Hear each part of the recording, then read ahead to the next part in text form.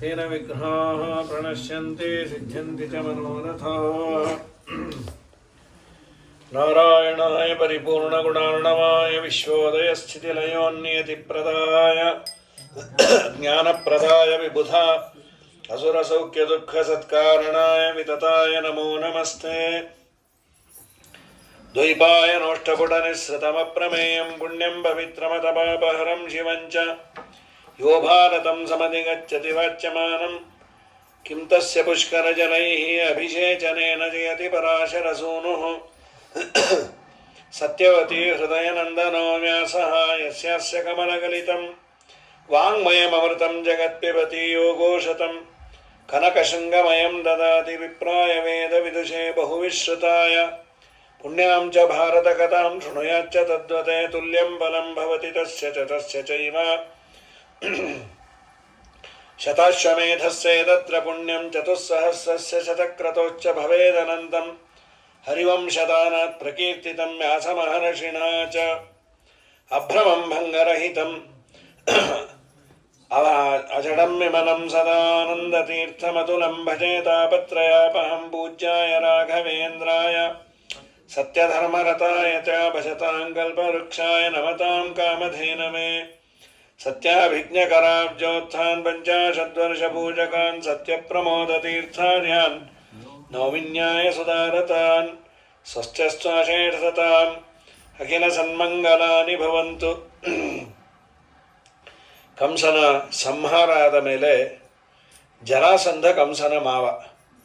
ಜರಾಸಂಧನ ಇಬ್ಬರು ಹೆಣ್ಣು ಮಕ್ಕಳನ್ನು ಕೊಟ್ಟು ಮದುವೆ ಮಾಡಿದ್ದ, ಅಸ್ಥಿ ಪ್ರಾಸ್ಥಿ ಅಂತ. ಜರಾಸಂಧನ ಮನೆಗೆ ಅವರ ಇಬ್ಬರು ಬಂದಾಗ ಜರಾಸಂಧ ಕೃಷ್ಣನ ಮೇಲೆ ಅನೇಕ ಬಾರಿ ಯುದ್ಧಕ್ಕೆ ಬರ್ತಾನೆ. ಬಂದಾಗೆಲ್ಲ ಅವನು ಸೋತಾಗ ಆಗ ಇವನು ಯಾರು ಕೃಷ್ಣ, ಏನಿರಬಹುದು? ತತಪ್ರಾಹ ಮಹಾತೇಜ ವಿಕರ್ದೃನ್ ನಯಕೋವಿದ.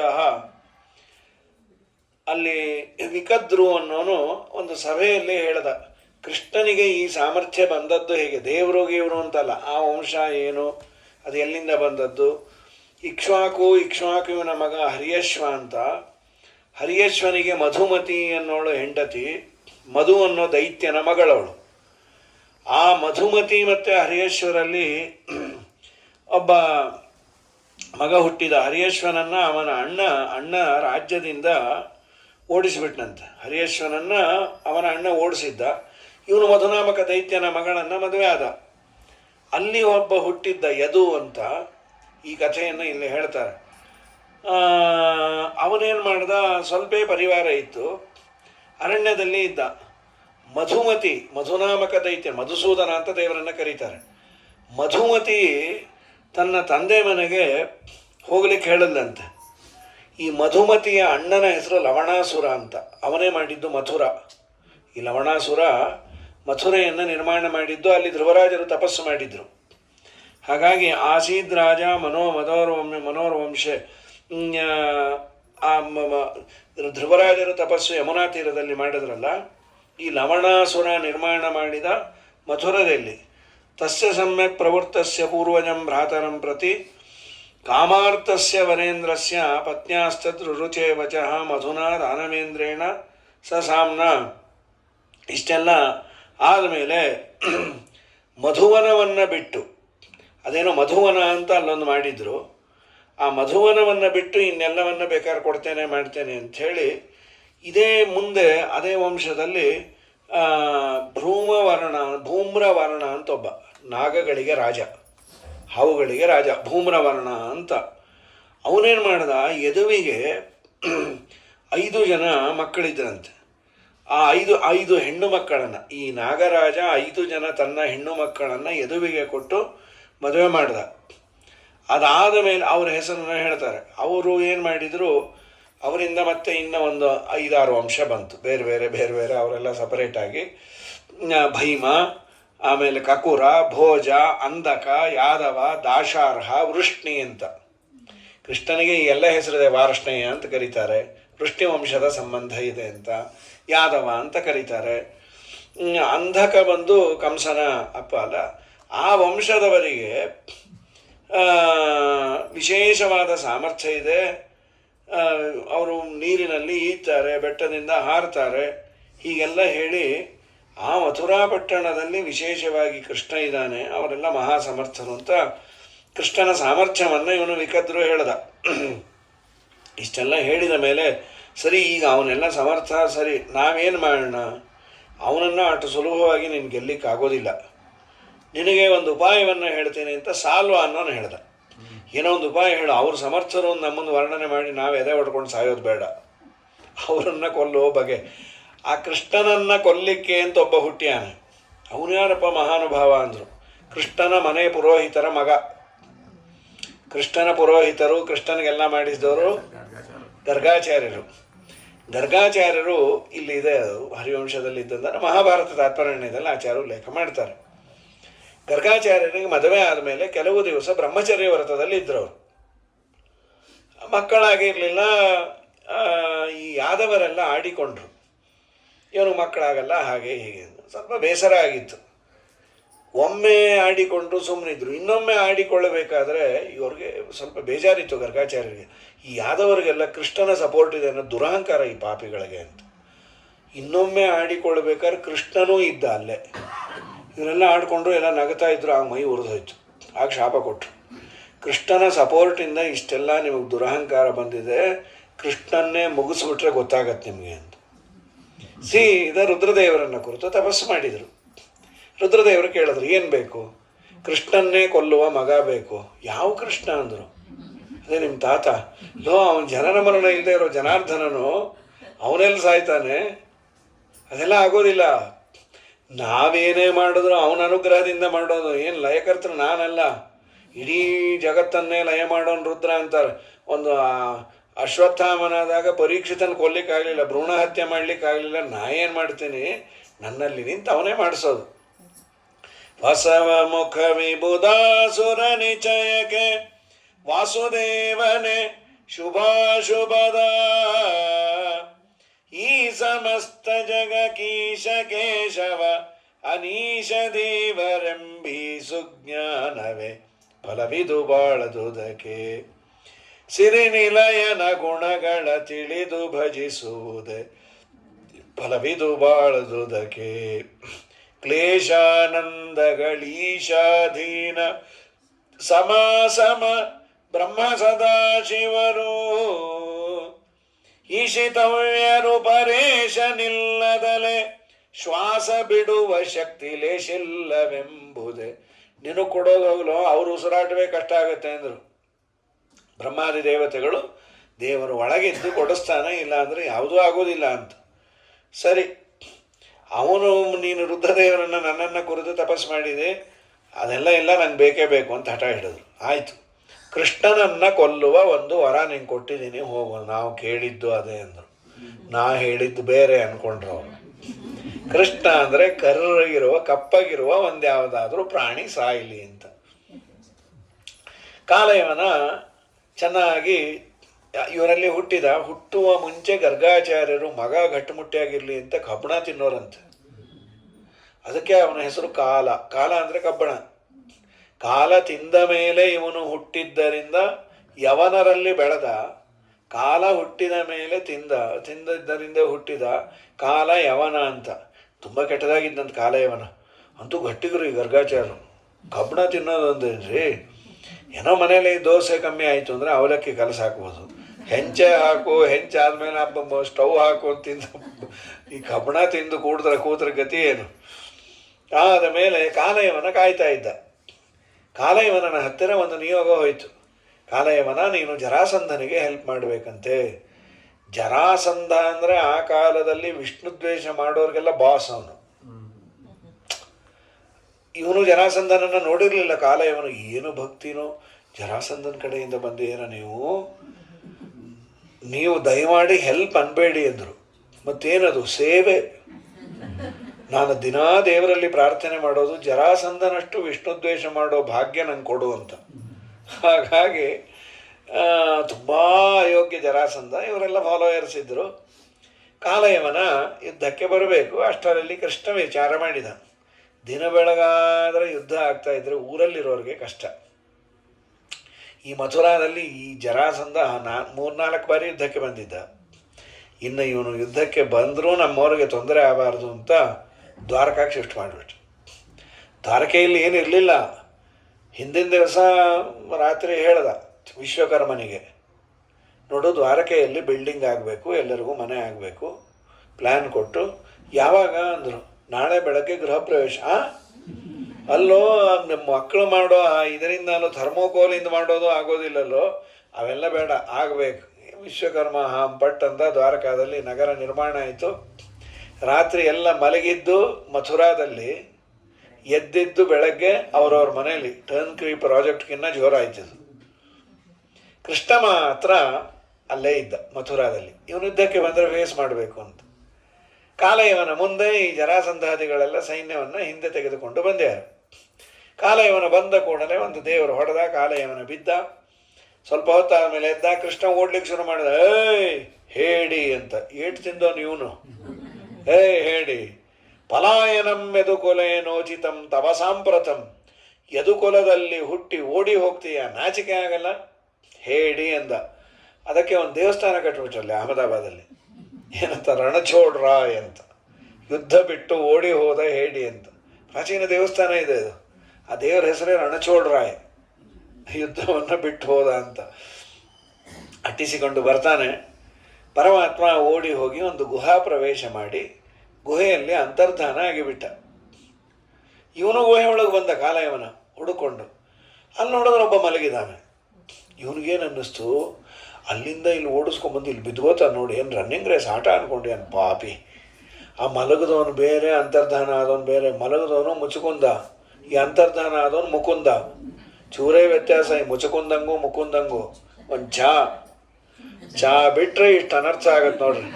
ಅದಕ್ಕೆ ಒಬ್ಬರಂದ್ರೆ ನಾವು ಸರ್ವಥಾ ಚಾ ಬಿಡೋದಿಲ್ಲ, ಏಕಾದಶಿನೂ ತಗೋತೀವಿ ಅಂತ. ನಾವು ಹೇಳಿದ್ದು ಟಾಟಾ ಚಾ ಅಲ್ಲ, ಮುಚಕುಂದನಲ್ಲಿರುವ ಚಕಾರ ಬಿಡಬಾರ್ದು. ಅಂದರೆ ಜೀವನನ್ನ ದೇವ, ದೇವನನ್ನ ಜೀವ ಅಂದ್ಕೊಂಡ್ರೆ ಇಷ್ಟು ಅನರ್ಥ ಆಗುತ್ತೆ. ಎತ್ಕಿಂಚಿದ ಅನ್ಯಥಾ ಜ್ಞಾತಂ ಅನುವ್ಯಾಖ್ಯಾನದಲ್ಲಿ ಆಚಾರ ಅಂತಾರೆ. ಒಂದು ಸಣ್ಣದನ್ನು ತಪ್ಪಾಗಿ ತಿಳಿದರೆ ತುಂಬ ದೊಡ್ಡ ದೋಷ ಇದೆ.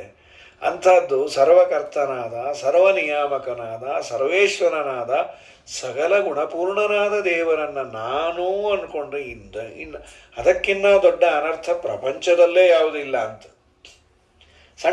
ಸಣ್ಣದನ್ನು ಏನಿಲ್ಲ. ದುರ್ಯೋಧನ ನೀರಿಲ್ಲದ ಕಡೆ ನೀರಿದೆ ಅಂದ್ಕೊಂಡ, ನೀರಿದ್ದ ಕಡೆ ನೀರಿಲ್ಲ ಅಂದ್ಕೊಂಡ, ಬಿದ್ದ. ನೀರಿಲ್ಲದ ಕಡೆ ಬಂದು ಬಿದ್ದ. ಇನ್ನೆಲ್ಲೋ ಅಲ್ಲಿ ಗೋಡೆ ಇರೋ ಕಡೆ ಹೋಗಿ ಮೂತಿ ಹೊಡ್ಕೊಂಡ. ಬೇಕಂತ ನಕ್ಕಿದ್ರು. ಎಷ್ಟು ಜೋರಾಗಿ ನಕ್ಕಿದ್ರು ಭೀಮಸೇನ ದೇವರು, ದ್ರೌಪದಿ. ಮಧ್ವಾಚಾರ್ಯ ಅಂದ್ರೆ ಇಷ್ಟು ಜೋರಾಗಿ ನಗಬೇಕು ಯಾಕೆ? ಮಹಾಭಾರತ ಯುದ್ಧ ಆಗಲಿ ಅಂತಾನೆ ನಕ್ಕಿದ್ದು ಅಂತಾರೆ ಶ್ರೀಮದಾಚಾರ್ಯ.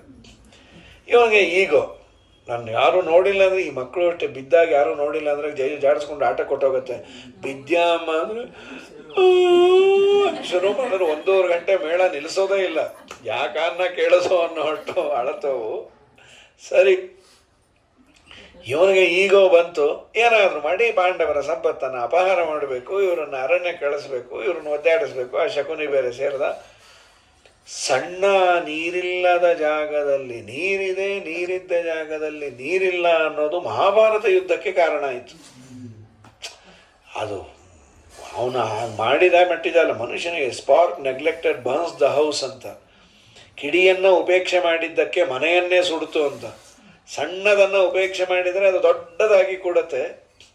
ಹಾಗಾಗಿ ದೇವರ ಬಗ್ಗೆ ತಪ್ಪಾಗಿ ತಿಳಿಬೇಡಿ ಅಂತ. ಇವನೇನು ಮಾಡ್ದ, ಮುಚುಕುಂದನಿಗೆ ಒದ್ದ, ಅವನು ಎದ್ದ, ಇವನು ಬಿದ್ದ. ಅದೇನದು? ಸವೈ ಮಾಂಧಾತೃತನಯ, ಮಾಂಧಾತನ ಮಗ ಅವನು. ಮಾಂಧಾತನ ಮಗನಾದ ಮುಚುಕುಂದನಿಗೆ ದೇವತೆಗಳೆಲ್ಲ ವರ ಕೊಟ್ಟರು. ದೇವತೆಗಳ ಜೊತೆ ಅವನು ಹೆಲ್ಪ್ ಮಾಡಲಿಕ್ಕೆ ಅಂತ ಹೋಗಿ ಯುದ್ಧ ಮಾಡಿ ದೈತ್ಯರನ್ನೆಲ್ಲ ಸೋಲಿಸಿ ಏನಾದರೂ ಕೇಳು ಅಂದರೆ ಸಹಜವಾಗಿ ಕೇಳದ. ಹೆಂಡತಿ ಮಕ್ಕಳು ಜೊತೆ ಸುಖವಾಗಿರ್ತೇನೆ, ಅವ್ರು ಯಾರೂ ಇಲ್ಲ ಅಂದರು. ದೇವಮಾನ ಮನುಷ್ಯಮಾನ ವ್ಯತ್ಯಾಸ ಆಗುತ್ತೆ. ಸ್ವರ್ಗದಲ್ಲಿ ಏನಾದರೂ ಒಂದು ಚಾತುರ್ಮಾಸ ಕೂತು ಬಂದುಬಿಟ್ರೆ ಇಲ್ಲಿ ನಮ್ಮವ್ರು ಯಾರು ಇರೋದೇ ಇಲ್ಲ. ನಮ್ಮ 1 ವರ್ಷ ಅವ್ರಿಗೊಂದು ದಿವಸ. ನಾವೇನೋ 90 ದಿನ ಅಲ್ಲಿದ್ದರೆ ಇಲ್ಲಿ 90 ವರ್ಷ ನಮ್ಮ ಜನ್ರೇಷನ್ ಹೊಟ್ಟೆ ಹೋಗಿರತ್ತೆ. ಹಾಗಾಗಿ ನಿಮ್ಮ ಕಡೆಯವರು ಯಾರಿಲ್ಲ, ಇನ್ನೇನಾದರೂ ಕೇಳು.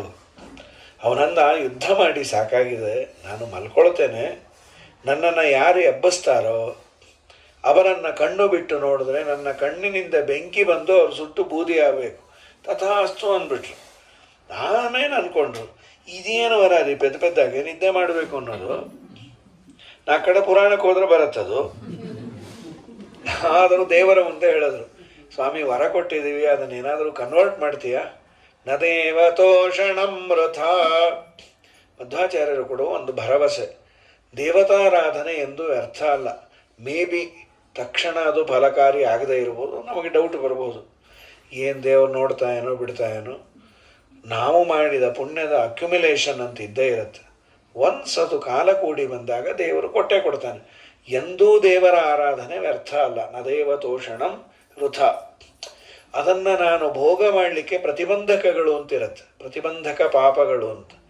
ಆ ಪಾಪ ಎಲ್ಲ ಪಕ್ಕಕ್ಕೆ ಹೋದರೆ ಗಾಡಿ ಚೆನ್ನಾಗಿದೆ, ಓಡಿಸೋನು ಚೆನ್ನಾಗಿದ್ದಾನೆ, ಹೋಗಬೇಕು ಅಂತ ಅಪೇಕ್ಷೆನೂ ಇದೆ, ಚೂಸ್ ಮಾಡಿದ್ದು ನೈಸ್ ರೋಡೇ, ಅಲ್ಲಿ ಯಾವುದೋ ಒಂದು ಲಾರಿ ಅಡ್ಡ ಬಿದ್ದೋದ್ರೆ ಏನು ಸಾಯಬೇಕು? ಏನೂ ಮಾಡಲಿಕ್ಕಾಗಲ್ಲ. ಹೀಗಾಗಿ ಪ್ರತಿಬಂಧಕಗಳು ಅಂತ ಕರೀತಾರೆ ಇದನ್ನು. ನಮಗೆ ಎಲ್ಲ ಅನುಕೂಲ ಇದ್ದು ಆ ಪಾಪ ಅನ್ನೋ ಪ್ರತಿಬಂಧಕ ಇದ್ದರೆ ಇದ್ದದ್ದನ್ನು ಭೋಗ ಮಾಡಲಿಕ್ಕಾಗೋದಿಲ್ಲ. ಆ ಪಾಪಗಳನ್ನು ದೇವರು ಪಕ್ಕಕ್ಕೆ ಸರಿಸಬೇಕು ಅಂದರೆ ಒಂದಿಷ್ಟು ಸಾಧನೆ ಬೇಕು. ಸರಿ, ಮುಚಕುಂದ ಮಹಾರಾಜ ಅವನು ಎದ್ದಾಗ ಇವನು ಎದುರಿಗೆ ಕಂಡ, ಸುಟ್ಟು ಬೂದಿ ಮಾಡಿದ. ದೇವರ ಮುಂದೆ ಇವರು ಕೇಳಿದ್ರಲ್ಲ, ಮುಚಕುಂದ ಮಹಾರಾಜನ ನಿದ್ದೆಯನ್ನೇ ನಾನು ಪುಣ್ಯವಾಗಿ ಪರಿವರ್ತನೆ ಮಾಡ್ತೇನೆ ಅಂತ. ಅದನ್ನೇ ಪುಣ್ಯವಾಗಿ ಪರಿವರ್ತನೆ ಮಾಡಿದ್ದು ಅಂದರೆ, ದೇವರು ತನ್ನನ್ನು ಕೊಲ್ಲಲಿಕ್ಕೆ ಬಂದ ಕಾಲಯವನನನ್ನು ಇವನ ಕೈಯಲ್ಲಿ ಕೊಲ್ಲಿಸಿ, ಮುಚಕುಂದನ ಕೈಯಲ್ಲಿ, ಅವನಿಗೂ ಪುಣ್ಯದ ರಾಶಿನೇ ಕೊಟ್ಟ. ಏನು ದೇವರನ್ನೇ ಉಳಿಸ್ಬಿಟ್ಟಿ ಅಂತ. ಇದು ಯಾರಿಗುಂಟು ಯಾರಿಗಿಲ್ಲ. ಒಬ್ಬ ಕಷ್ಟದಲ್ಲಿ ಇದ್ದಾಗ ಸಾಂತ್ವನ ಹೇಳಿದ್ರೆ ಪುಣ್ಯ ಇದೆಯಂತೆ. ಇಲ್ಲ, ನಿಮಗೆ ಒಳ್ಳೆ ಕಾಲ ಬರುತ್ತೆ, ಏನು ಯೋಚನೆ ಮಾಡಬೇಡಿ, ಅವರೇನೋ ಸಮಸ್ಯೆ ಅಂತ ಹೇಳ್ಕೊಂಡಾಗ ನಿಮ್ದೊಬ್ಬರದೇ ಇಲ್ಲ ರೀ, ಎಲ್ಲರಿಗೂ ಇದ್ದೇ ಇರುತ್ತೆ, ಏನೋ ದೊಡ್ಡದಾಗ ನಿಮ್ದೊಂದೇ ನೋಡಿದಾಗೆಲ್ಲ ಹೇಳ್ಕೊತಿರ್ತೀರಿ, ಇವನು ಮುಂದೋಗಿ ಹೇಳ್ಕೊಂಡಲ್ಲ ಅಂತ ಅವ್ರಿಗೆ ಇನ್ನೂ ಬೇಜಾರಾಗತ್ತೆ. ಒಳ್ಳೆ ಮಾತನ್ನು ಹೇಳಿದ್ರೆ ತುಂಬ ಪುಣ್ಯ ಇದೆಯಂತೆ. ನಮ್ಮ ಮಾರ್ಕಾಂಡೇಯ ಪುರಾಣದಲ್ಲಿ ಒಂದು ಹೀಗೆ ಘಟನೆ. ಒಬ್ಬ ರಾಜ, ಅವನು ತುಂಬ ಪುಣ್ಯವಂತ. ಅವನ ಆಯುಷ್ಯ ಎಲ್ಲ ಮುಗಿಯತ್ತೆ, ಕರ್ಕೊಂಡು ಹೋಗ್ತಾರೆ. ಏನೋ ಒಂದು ಸಣ್ಣ ಪಾಪ ಇತ್ತು ಅಂತ ನರಕ ತೋರಿಸಿ ಮುಂದೆ ಹೋಗೋಣ ಅಂತ ಕರ್ಕೊಂಡು ಹೊಟ್ಟೋದ್ರು. ಆ ನರಕಕ್ಕೆ ಇವನನ್ನು ಕರ್ಕೊಂಡು ಹೋದಾಗ ಆ ನರಕದಲ್ಲಿದ್ದವರೆಲ್ಲ ಪ್ರಾರ್ಥನೆ ಮಾಡೋರು, ರಾಜ ಎಲ್ಲೋ ಹೋಗಬೇಡ, ಇಲ್ಲೇ ಇರು, ಇಲ್ಲೇ ಇರು.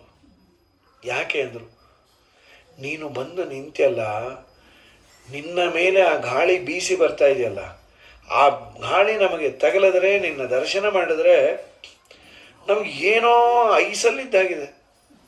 ಇಲ್ಲಿ ನೀನು ಬರದೇ ಇದ್ದಾಗ ಟೆಂಪರೇಚರ್ ನೋಡಿದ್ರೆ ಅದು ಎಂಥ ಬಿಸಿ, ಮೈಯೆಲ್ಲ ಉರಿತಾ ಇತ್ತು. ನೀನು ಬಂದಾಗಿಂದ ತುಂಬ ಸಂತೋಷ ಆಗಿದೆ, ಒಂದು 10 ನಿಮಿಷ ಇಲ್ಲೇ ಇದ್ದು ಹೋಗ್ತೀಯ? ರಾಜ ಅಂದ, 10 ನಿಮಿಷ ಯಾಕೆ ಇಲ್ಲೇ ಇದ್ದು ಬಿಡ್ತೇನೆ ಅಂದ ಅವನು. ಅಂಥ ಪುಣ್ಯವಂತ. ನನ್ನಿಂದ ಒಬ್ಬರಿಗೆ ಉಪಕಾರ ಆಗತ್ತೆ ಅಂದರೆ ನಾ ಎಲ್ಲ ಹೋಗೋದೇ ಇಲ್ಲ ಅಂತ. ಯಮದೂತರಂದರು, ಹಾಗೆಲ್ಲ ಅಲ್ಲ ಸರ್, ದಯಮಾಡಿ ನಿಮಗೆ ಬೇರೆ ಲೋಕಗಳೆಲ್ಲ ಅಲಾಟ್ ಆಗಿದೆ, ಸ್ವರ್ಗ. ಇಲ್ಲೇನೋ ಒಂದು ಸಣ್ಣ ಪಾಪ ಮಾಡಿದ್ರಿ ಅಂತ ಕರ್ಕೊಂಬಂದ್ರಿ, ಇಲ್ಲಿ 2 ಪ್ರಾಬ್ಲಮ್ ಇದೆ. ನಿಮ್ಮ ಲೋಕ ನಿಮ್ಗೆ ಆಗಲ್ಲ, ಅಷ್ಟೇ ಅಲ್ಲ, ಈ ಪಾಪಿಷ್ಟರಿಗೆ ಒಳ್ಳೇದಾಗತ್ತೆ, ಅದು ನಮಗೆ ಸಮಸ್ಯೆ, ನಡೀರಿ ಅಂದರು. No no no no no ನಾನೊಬ್ಬ ರಾಜನಾಗಿ 4 ಜನ ಪ್ರಜೆಗಳು ಅವರು ಕಷ್ಟಪಡಬೇಕಾದ್ರೆ ನನ್ನಿಂದ ಉಪಕಾರ ಆಗೋದನ್ನು ನಾನು ಅವಾಯ್ಡ್ ಮಾಡಲ್ಲ, ನಾನು ಬರಲ್ಲ ಅಂದ. ಅಯ್ಯೋ, ಈ ಮೊಂಡುಗೂಟನ್ನು ಹೇಗಪ್ಪ ಕರೆಯೋದು? ದೊಡ್ಡ ಅದು ನಿಯೋಗ ಯಮಧರ್ಮರಾಜನವ್ರಿಗೂ ಹೋಯಿತು. ಯಮಧರ್ಮರಾಜ ಬಂದು ಪ್ಲೀಸ್ ಮಾಡ್ದ, ಏನಾಗಲಿಲ್ಲ. ಕಡೆಗೆ ಯಮಧರ್ಮರಾಜ ಹೇಳ್ದ, ಏನು ಮಾಡಿದ್ರೆ ನೀನು ಬರ್ತೀಯ, ಹಾಳಾಗೋಗ್ಲಿ, ಒಂದು ಕಾಂಪ್ರಮೈಸ್ ಮಾಡ್ಕೊಂಬೋಣ. ಇವರೆಲ್ಲರೂ ಬರೋದಾದರೆ ನಾನು ಬರ್ತೇನೆ, ನೀ 2ರಲ್ಲಿ ಒಂದು ಬಿಡು, ಇವ್ರನ್ನೆಲ್ಲರೂ ಕರ್ಕೊಂಬ, ಇಲ್ಲ ನನ್ನೇ ಇಲ್ಲಿ ಬಿಡ್ರಿ. ಅಲ್ಲಪ್ಪ, ನಿಂದು ಇಲ್ಲಿರೋವಂಥ ಟಿಕೆಟ್ ಮುಗಿದೋಗಿದೆ, ಸ್ವರ್ಗಕ್ಕೆ ಹೋಗಬೇಕು. ಇಂದ್ರದೇವರು ಬಂದು ಕೇಳಿದ್ರು, ಆಗಲಿಲ್ಲ. ಸರಿ, ಇಂದ್ರದೇವರಂದರು, ನಿಂಗೆ ಸಿಕ್ಕಾಪಟ್ಟೆ ಸ್ವರ್ಗದ ಪುಣ್ಯ ಗಿಣ್ಯ ಎಲ್ಲ ರಾಶಿ ಇದೆ, ಬಂದ್ಬಿಡು. ನಾನು ಪುಣ್ಯವಂತ ಹೌದೋ ಇಲ್ವೋ? ಹೌದು. ನನ್ನ ಪುಣ್ಯದ ಬ್ಯಾಲೆನ್ಸ್ ಶೀಟ್ ಏನಾದರೂ ಹೇಳ್ತೀರಾ ಅಂದರು. ಇದುವರೆಗೂ ನೀನು ಮಾಡಿದ ಪುಣ್ಯ ಎಷ್ಟಿದೆ ಅಂದರೆ, ಸಮುದ್ರದಲ್ಲಿ ನೀರಿನ ಹನಿ ಎಷ್ಟಿದೆಯೋ ಅಷ್ಟಿದೆ, ನಕ್ಷತ್ರಗಳು ಎಷ್ಟಿದೆಯೋ ಅಷ್ಟಿದೆ ಅಂದರು. ಅಂದರೆ ಅಸಂಖ್ಯ, ಅಗಣಿತ ಪುಣ್ಯ ಉಂಟು. ಹೌದಲ್ವಾ? ಇಷ್ಟಿತ್ತು. ಇವನಂದ, ಆ ಪುಣ್ಯವನ್ನೆಲ್ಲ ನೀವು ಇವ್ರಿಗೆ ಡಿಸ್ಟ್ರಿಬ್ಯೂಟ್ ಮಾಡಿಬಿಡಿ, ನಂದು. ಅವರೆಲ್ಲರೂ ಸ್ವರ್ಗಕ್ಕೆ ಹೋಗಲಿ, ಅವ್ರ ಪರವಾಗಿ ನಾನು ನರಕದಲ್ಲಿ ಇರ್ತೀನಿ. ನೀನು ಏನು ಗಂಟು ಬಿದ್ದ್ಯೋ? ನನ್ನ ಪುಣ್ಯ ಇದೆ ಅಲ್ಲ, ನಿನ್ನ ಪುಣ್ಯ ಇಷ್ಟೇ ಇತ್ತು, ಈಗ ಇನ್ನೂ ಜಾಸ್ತಿ ಆಯಿತು ಅಂದರು ಈ ಬಂಗಾರದ ರೇಟ್ ಆದಾಗ. ಯಾಕೆ ಅಂದರು, ಇವ್ರ ಮೇಲೆಲ್ಲ ಕನಿಕರ ತೋರಿಸ್ದೆ ಅಲ್ಲ, ಆ ಪುಣ್ಯ ಇದ್ದಕ್ಕಿದ್ದಾಗೆ ಡಬ್ಬಲ್ ತ್ರಿಬಲ್ ಆಗೋಯ್ತು ಅಂದರು.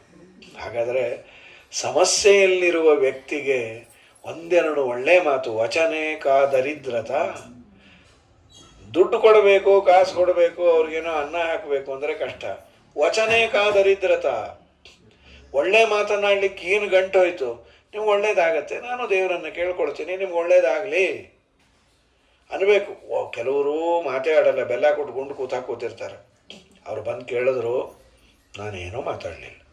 ಅವ್ರಂದ್ರು ನೀವು ಒಳ್ಳೇದಾಗತ್ತೆ ಅಂದ, ನಾವಂದ್ರೆ ಅದೆಲ್ಲ ಆಗತ್ತೇನ್ರಿ, ನಮಗೆ ಆಗಿಲ್ಲ ನಿಮಗೆಲ್ಲ ಅನ್ನೋದು ಇಷ್ಟಿಷ್ಟುದ್ದ ಹೇಳಿ ಅನ್ನೋದನ್ನು ಒಳ್ಳೇದಾಗತ್ತೆ ಅಂತ.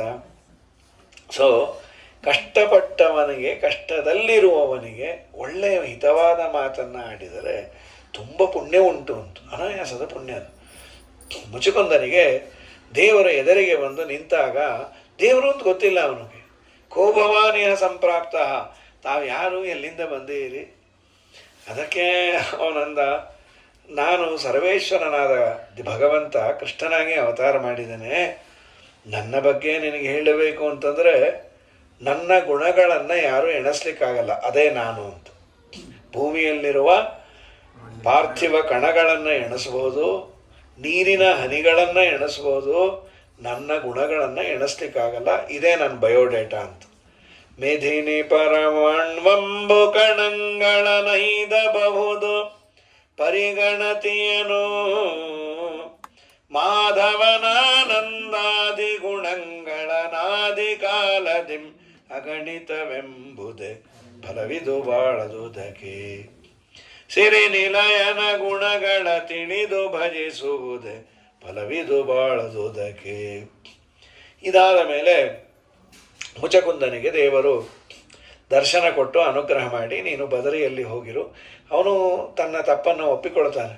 ನಾವು ಏನೇನೋ ಮಾಡಿಬಿಟ್ವಿ, ದೇಹದಲ್ಲಿ ಶಕ್ತಿ ಇದ್ದಾಗ, ತಾರುಣ್ಯ ಇದ್ದಾಗ ರಥವನ್ನು ಮಾಡಿಸ್ದೆ ಬಂಗಾರದ್ದು. ಯಾವ ದೇವರಿಗೆ ಅಂದರು, ದೇವ್ರಿಗೆಲ್ಲ ನಂಗೆ ಮಾಡಿಸ್ಕೊಂಡ್ಬಿಟ್ನಪ್ಪ, ಪ್ರಜೆಗಳಿಗೆಲ್ಲ ಹೊಟ್ಟೆ ಒರೆಸ್ದೆ. ವಿಮೋಹಿತೋಯಂ ಜನ ಈಶಮಾಯಯ ತ್ವದೀಯಯ ತ್ವಾಂ ನ ಭಜತಿ, ನಿನ್ನನ್ನು ಭಜನೆ ಮಾಡಲ್ಲ, ಸಂಸಾರದಲ್ಲಿ ಬಿದ್ದರೆ ಅವರು ತನ್ಮಯರಾಗಿ ಇದ್ದು ಬಿಡ್ತಾರೆ. ಸುಖಾಯ ದುಃಖ ಪ್ರಭವೇಶು ಸಜ್ಜತೆ ಕಲೇವರೇಸ್ಮಿನ್ ಘಟಕುಡ್ಯ ಸನ್ನಿಭೆ ನಿರೂಢಮಾನೋ ನರದೇವ ಇತ್ಯಹಂ. ಇದು ಕಲೇವರ, ಈ ದೇಹದಲ್ಲಿ ತುಂಬ ಅಭಿಮಾನ ಮಾಡಿದೆ, ಮಡಕೆ ಕುಡಿಕೆಗಿಂತ ಅತ್ತತ್ತ. ಆದರೆ ನಮ್ಮಪ್ಪ ಯಾವ ಜನ್ಮದ ಪುಣ್ಯವೋ ನನಗೆ ನನ್ನ ಎಲ್ಲರನ್ನ ದೂರ ಮಾಡಿದ್ದು ಒಳ್ಳೇದಾಯಿತು, ಬ್ಲೆಸ್ಸಿಂಗ್ ಇನ್ ಡಿಸ್ಗೈಸ್ ಇದು. ಅವರೆಲ್ಲ ಇದ್ದಿದ್ರೆ ಮತ್ತೆ ನಾನು ಸಂಸಾರದಲ್ಲಿ ಇರ್ತಿದ್ನೋ ಏನೋ. ಎಲ್ಲ ದೂರ ಆದದ್ದಕ್ಕೆ ನಿನ್ನ ದರ್ಶನ ಆಯಿತು, ಆದದ್ದೆಲ್ಲ ಒಳಿತೇ ಆಯಿತು ಅಂತ ಮೊದಲಂದೋ ನೀವನೇ. ಮೊನ್ನೆ ಮಮಾನುಗ್ರಹ ಈಶತೆ ಕೃತೋ ರಾಜ್ಯಾನುಬಂಧಾಪಗಮೋ ಯದೃಚ್ಛಯ, ರಾಜ್ಯದ ಅನುಬಂಧ ಇವೆಲ್ಲ ತಾನಾಗೆ ಹೋಗಿದ್ದು ಒಳ್ಳೇದಾಯ್ತಾ? ದಂಡಿಗೆ ಬೆತ್ತ ಹಿಡಿಯುವುದಕ್ಕೆ ಮಂಡೆ ಬಾಗಿ ನಾಚುತ್ತಲಿದ್ದೆ, ಹೆಂಡತಿ ಸಾತತಿ ಸಾವಿರವಾಗಲಿ ದಂಡಿಗೆ ಬೆತ್ತ ಹಿಡಿಸಿದಳಯ್ಯ, ಆದದ್ದೆಲ್ಲ ಒಳಿತೇ ಆಯಿತು. ನಮ್ಮ ಶ್ರೀಧರನ ಸೇವೆಗೆ ಸಾಧನ ಸಂಪತ್ತಾಯಿತು, ಆದದ್ದೆಲ್ಲ ಒಳಿತೇ ಆಯಿತು. ಇದಾದ ಮೇಲೆ ಪರಮಾತ್ಮ ಮುಚಕುಂದನನ್ನು ಬದರಿಗೆ ಕೊಟ್ಟು ಕಳಿಸ್ಯಾನೆ, ನೀ ಅಲ್ಲೇ ಇರುವಂತ.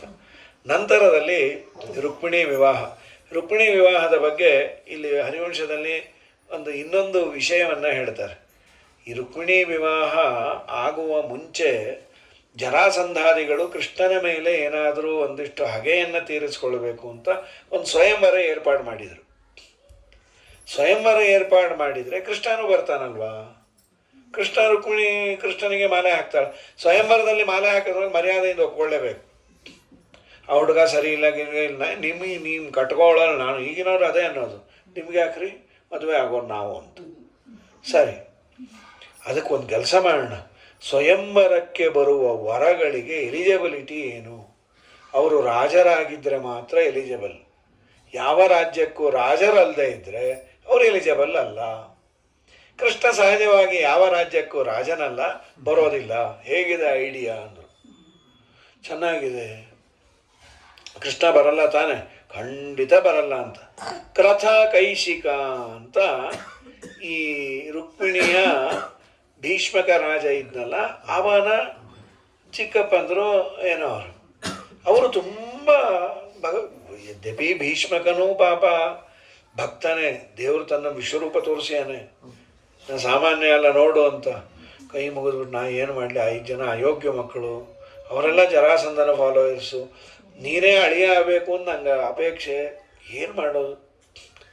ಸರಿ, ಈ ಕೃತ ಕೈಶಿಕ ಏನು ಮಾಡಿದರು, ನನ್ನ ಮೊಮ್ಮಗಳ ಮದುವೆಗೆ ಕೃಷ್ಣನನ್ನು ಅವಾಯ್ಡ್ ಮಾಡ್ತಾ ಇರಿ ಪಾಪಿಗಳು. ಅವ್ರದ್ದೊಂದು ಪುಟ್ಟ ರಾಜ್ಯ ಇತ್ತು. ಕೃಷ್ಣನ ಕೇಳಿದ್ರು, ಕೃಷ್ಣ ಇವತ್ತು ರಾತ್ರಿಯೇ ನಿನಗೆ ನಾವು ಸಿಂಹಾಸನ ಬಿಟ್ಕೊಟ್ಟು ಬಿಡ್ತೀವಿ, ನಿಂದೇ ರಾಜ್ಯ, ನೀನು ನಾಳೆ ಅಟೆಂಡ್ ಆಗ್ತೀಯಾ? ಕೃಷ್ಣ ಅವ್ರ ಭಕ್ತಿಗೆ ತುಂಬ ಸಂತೋಷಪಟ್ಟ. ಯಾರು ಕೊಡ್ತಾರೆ ರಾಜ್ಯ ಆಗಿದ್ಯಾ? ಒಂದು ತಮಗೆ ಕೊಡ್ಲಿಕ್ಕೆ ಸಾಯ್ತೀವಿ ಊಟ ಗಿಟ್ಟಕ್ಕೆ ಹೋದಾಗ, ಪ್ರಾಣ ಬೇಕಾದ್ರೆ ಕೊಡ್ತೀನಿ ಪಂಚ ಕೊಡಲ್ಲ ಅಂತ. ಅವನಂದು ನೀವು ಪಂಚ ಕೊಡದೇ ಇದ್ರೆ ಪ್ರಾಣವೇ ಹೋಗುತ್ತೆ, ದಯಮಾಡಿ ಕೊಡ್ರಿ ಅಂತ. ಸರಿ, ಇವನೇನು ಮಾಡ್ದ, ಕೃತಕೈಶಿಕರು ಅಂದಾಗ ಕೃಷ್ಣ ಆಯಿತು, ನಿಮ್ಮ ಭಕ್ತಿಗೆ ನಾನು ಮೆಚ್ಚುತ್ತಿದ್ದೀನಿ. ಕೃಷ್ಣ ರಾಜ ಆಗಿರಲಿಲ್ಲ, ಇದು ರಾಜನಿಗೆ ಅದೊಂದು ಶಾಪವೂ ಇತ್ತು. ಕಂಸನನ್ನು ಕೊಂದ್ಮೇಲೆ ಕಂಸನ ಅಪ್ಪನನ್ನೇ ಇದು ಮಾಡಿಬಿಟ್ಟಿದ್ದ. ಸರಿ, ಯಾವಾಗ ಇನ್ನೇನು ಸಿಂಹಾಸನದ ಮೇಲೆ ಕೂಡಬೇಕು, ಇಂದ್ರದೇವರು ಬಂದರು, ಸ್ವಾಮಿ ಅದ್ರ ಮೇಲೆ ಕೂಡಬೇಡ ಅಂತ. ಯಾಕೆ, ಯಾರ್ಯಾರೋ ಕೂತಿದ್ದಾರೆ ಅಲ್ಲೋ, ಇನ್ನೇನು ಮಾಡಲಿ, ನಾನೇ ಒಂದು ಹೊಸ ಸಿಂಹಾಸನ ಸ್ಪೆಷಲ್ಲಾಗಿ ತಂದೀನಿ, ಅದ್ರ ಮೇಲೆ ಕೂಡು ಅಂದರು. ಆದಮೇಲೆ ಆಯಿತು, ಪಟ್ಟಾಭಿಷೇಕ ಆಗುತ್ತೆ. ಸ್ವಾಮಿ ಪಟ್ಟಾಭಿಷೇಕ ನಾಳೆ ಬೆಳಗ್ಗೆ ಇಟ್ಕೊಂಬೋಣ. ಅಲ್ಲೋ ಅಲ್ಲಿ ಸ್ವಯಂವರ ಮುಹೂರ್ತ, ಸ್ವಯಂವರ ಕ್ಯಾನ್ಸಲ್ ಮಾಡಿದ್ರೆ ಆಯಿತು ಅಂದರು.